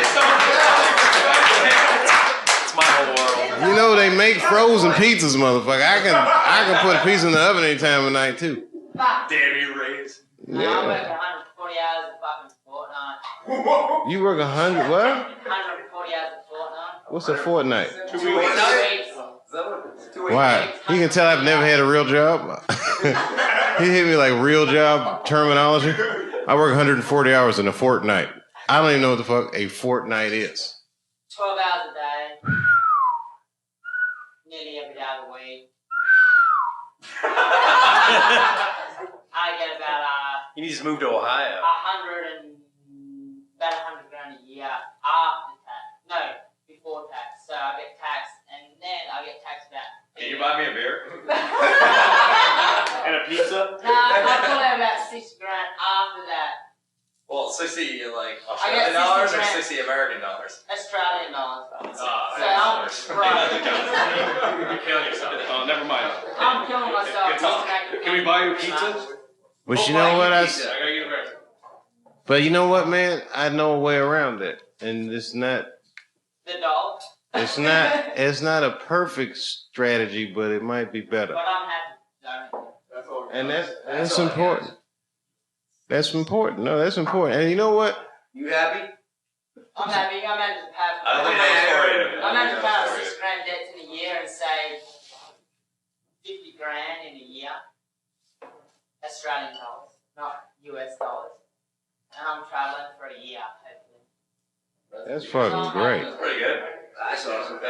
Hell, kudos. I paid off 60 grand, saved 50 grand So in you're on a holiday? year. Hold on, let me get a pen so I can write down your stats, man. Alright, I saw a little bit apart. Yeah, no, because no, it sounds like you got the formula for success. Listen, Dave, take 100. It's my girlfriend. You know, I'm gonna tell you, I just saw for 2 minutes. She made me happy. His girlfriend is I'm a bit harsh. no, not in a bad. No, I'm saying your girlfriend is. His girlfriend's really good looking. Like, yo, he's not in a band, but if you see his girlfriend, you'd be like, who you play with? She has more than me. You know, you look like you got like a rock star's girlfriend. I mean, no, she's like Nirvana status, yes. Looks like Kurt. Awesome. Every white guy saying that right now. Looking like that. Beyond Wait a minute. Trigger, we might have something. Let me explain to you how good looking is. Let me explain to you how good looking his girlfriend is. Let me explain to you how good looking this guy's girlfriend is. He works 140 hours in a fortnight. He gets taxed 40 grand on his 100 grand he makes in a year. He makes 60,000 Australian. The exchange rate is $1 every $4 Guy makes $25,000 a year. Working every day on a fortnight. Wait a minute, let me finish. He was one of the happiest people I've met in the last 4 days. What does that tell you? His girlfriend looks fucking great. Mate, if you have nice sex, I get it every night. I need it. Have you ever met somebody like that? Aussie. Yeah, no, this guy. That's not all of it, trust me. I've had someone. No. Everybody jump on the fucking kangaroo like the fucking root. Woo! You know what, man? You broke everybody up into groups.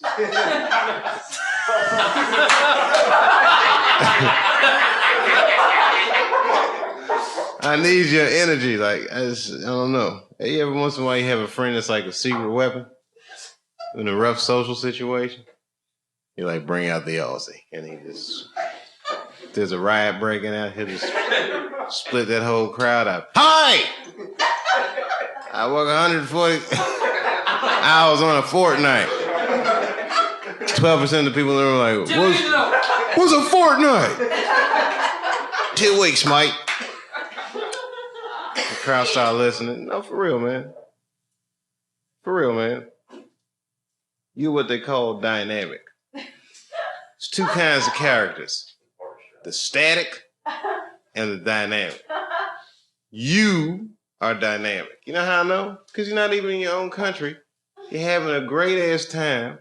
You're taking on a room full of hecklers and a professional comedian.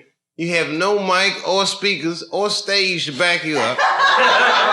You're just here by yourself. You walked out into a winter night and forgot your coat. You are like a motherfucking original. You are my dude, man. I like dudes like you. Like, why am I so cold? Oh, shit, I forgot my coat. Too much to drink, Bob. I get another. It's all right. It's all right, man. I drank vodka. Fuck, why don't you just keep up? This guy's awesome. He didn't even know exactly who said it, so he turned to the room and said, fuck, why don't you keep up? For real, man, you all right. You're the kind of person that nothing bad will ever happen to you.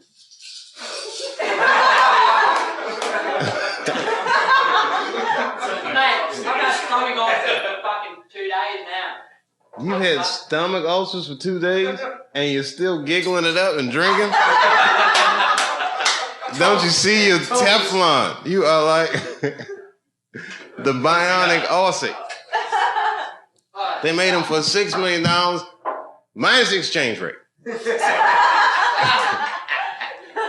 I'm gonna get another drink. Wow, think about that. If I had taken that $50 million deal, I could have bought bionics. If a bionic man only cost $6 million, Australia. I could get That's partial fuck all, bionic. man. I wouldn't even do my whole body. I'd be like, Oh, man. he's saying that he's having a good ass time in whatever language he speaks. Aboriginal. Yes. Anyone can translate that shit? Just tell me what you're saying. Aboriginal. I know we missed a lot. Have you ever been to a show where an audience member gets ripped on by other audience members and the comedian can't really defend them that well?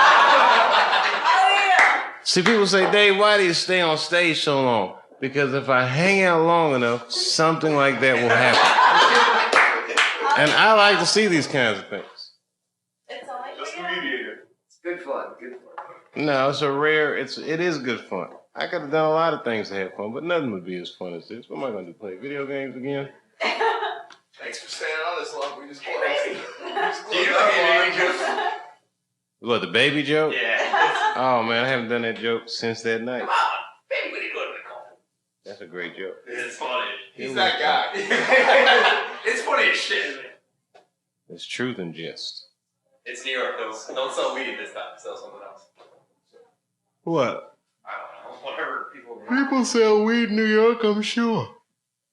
Really? Are we keeping you here? No. I don't mean that sarcastically. Like, No, I mean Ayani. Oh, no, that's just, listen, I have physical limitations. Don't tell anybody. But I'm sleepy. But I enjoy myself. What time is it again? 2 o'clock? 3 o'clock. 3 o'clock. All right, that's fair enough. Thank you for being on. Good morning, man. Fair enough.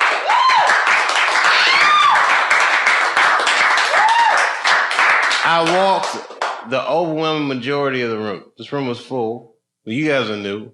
You guys were here. I'm staying. Wow. That's I live my around the corner, man. I ain't going anywhere. Yeah, this Baby man joke. right It's here. a baby joke. he's military trained though. I like that though. Like okay, you're the second person I've met from the Panama operation.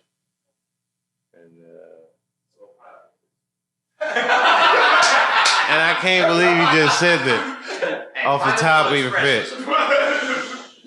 And they were arresting, of course, President Pineapple Face of Panama. You know, Manuel Noriega heard you say that. It He's still would in probably jail. hurt his feelings.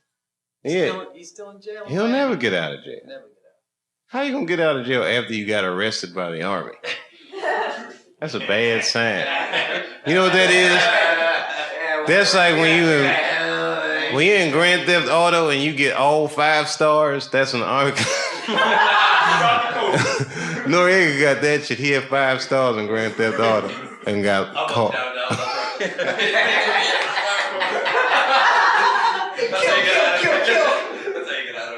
The army. You know what's great about this part of the night? If I say like half a joke, you guys will finish the entire joke. Like that. I can just lay back with pen and paper. Is it good material tonight? No, you know what's the funniest thing? I was just thinking like a minute ago, I'm not gonna remember anything from this. I'll remember something. How many flashes though? That's okay. It'll come back to me. Yeah, it'll stay when I need it. Strip on Australian guys. I That's know. all I'm gonna remember. That guy was great, dude. The You Last see how- Supper of Pussy. Now that was a line. Oh, that was funny. It was, yo, you missed We missed it. that. We missed that. There was all this whole table, all hot Do it girls. again. He's trying. And I said it, and then it was the Last Supper. Pussy. It was hilarious. Maybe not to you. But, I remember. hey, he's back. Thank God. Hey, man, we getting ready to go. Hey, Fucking criminals. You're off the pages of life. What happened, sir? I said, do you know what I love? What do you love? You're so trustworthy. Oh, that we didn't go through your jacket? Why would I steal your jacket in front of all these people? Not you. Oh, that's true. The crowd. No, I was no. blaming you, I was blaming him. No, I'm just joking. Well, you know how them Belgians are. I'm just joking. He is Belgian. He's all right. This guy's all right. So I'm drunk. No, I didn't know. Didn't know? Don't ever admit that. We don't drink, man. If you can keep yourself I do every composed, now and then. Shh. Sorry. I don't believe it. He's on the piss. Fucking criminals. Have you ever been with someone that's pissed on themselves because they're drunk? I can act normal, but. Cut to the inside of his stomach, is also eating it up and shit. Like a piece of chicken.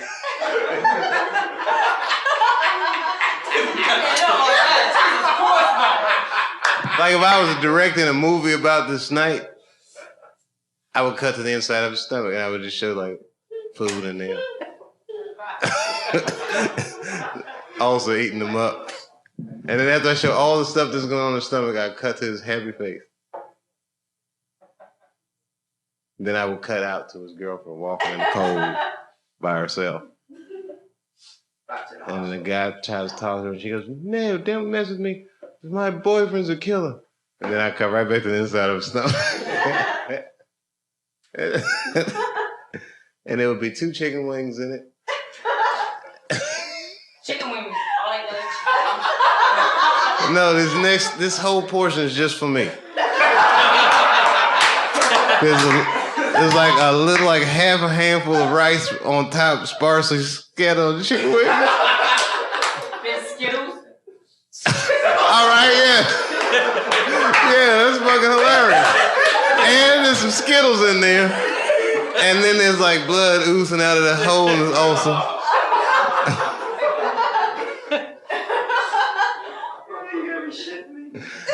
And you know what I do, just to be stupid about it? I put like a gum wrapper in there. Just one thing that shouldn't be in there at all. Hubba bubba. Yeah. All right, it could be hubba bubba. Oh, you know, not even a gum wrapper. You know what I put in your stomach? Okay, so it's 2 pieces of chicken, half a handful of rice, blood is dripping out, and then on top of the rice, Kyle, I'm looking up, what the fuck is that? And then pushing slow. And you're gonna look and it's gonna be the head of one of them little Lego men.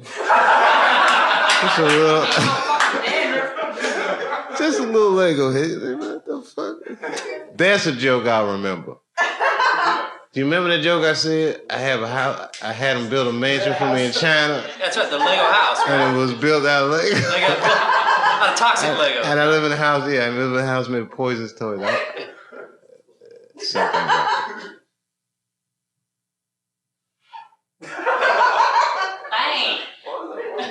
That shit is so funny to me. I don't know why. It was something about cutting to the inside of your stomach. Because you said about it. All right.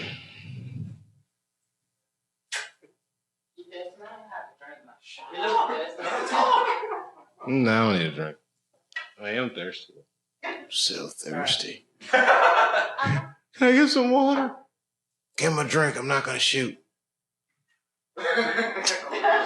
Unforgiven. Unforgiven. That movie was great. The last scene, we'll chase that son of a bitch all the way down to Texas if we have to. And he's standing right in the door. Who owns this shithole? You, fat man, speak up. I do. I own this establishment. I bought it from Greeley for $400. Step aside. Should have armed himself. Wow, he's shooting, that's right. Well, you, sir, are a cowardly son of a bitch. You just shot an unarmed man. You should arm himself. I'm gonna decorate his pub with my friend. Give me well your money. Killer of women and children. Yeah, that's right. I killed women and children. Killed everything that walked or crawled at one time. I'm here to kill you, little Bill. The kind of what you did to Ned.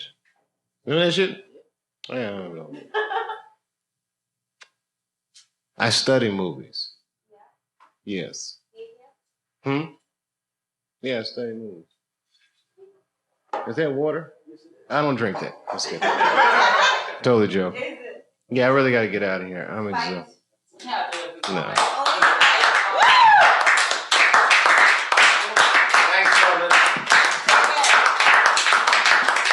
So let me ask y'all a question. Before I go, no, just answer this question. I need a quick reality check. What is going on outside of my bubble? What the fuck is going on? Recession! Oh, I know about that. I know about that. Go and have a good time. Pineapple Express. But I'm trying to figure out is, okay, what are they saying about me outside of this bubble? They still got the DVD, man. Have a good time. Did they Good say? shit, man. You're having a good time. That's all I. That's right. I need I'm something. going to go office and tell you what I saw you. Do what you want Thank to do. you. Everyone wants to know what happened. Do what you want Yeah. to do. Do they really care? They won't believe. They won't believe. Do what you want to do. Make You were your life the happy. biggest name ever. Am I right? And everyone wants to know what happened. He knows I'm right. Really? They haven't figured that out yet? You know, no one wants to know. Look, Rick James died. Everyone wants to know still what happened. Am I right? Family man. I left. Do what you want to do to make yourself happy. You were still the funniest person in the game. You're still the funniest person ever, but people want to know what happened. You heard that guy from Belgium? I'm the funniest person. Alive. Hands down, you were the funniest person in the game. Well, you know what it is? Who are you? That's all I'm trying to figure out. I'm Chris Rock. Oh my God. Your vocabulary gets so much better. All you need to know. Let's get no. For real? You were. Seriously, no, I'm in a You're bubble. the biggest name in the game. Everyone wants to know what happened to you. Yo, for real, it's what happened. You're back. Where'd you go? Seriously, did people even care about that? Nobody really. Everyone cares. Yeah, but they don't know. They don't know. We can. Okay. I care. You're still the funniest person. Thank you. Thank you. You know what, though? That's not even true. You know what the truth is? I don't think I am the best comedian. I am my own personal favorite. And that's fair enough. Yeah, that's fair enough. And every comedian feels that way about themselves. Honestly, you're still hilarious. I hope so. Don't lose that confidence and come back and show us all something funny. Well, you know what, man? Even if that falls apart, I'm not worried because I have a Lego house and China to fall back on. Baby, get inside the house. But everyone has their favorites. Everyone, you're right. Everyone does have their favorites. Cut to the inside of the stomach. All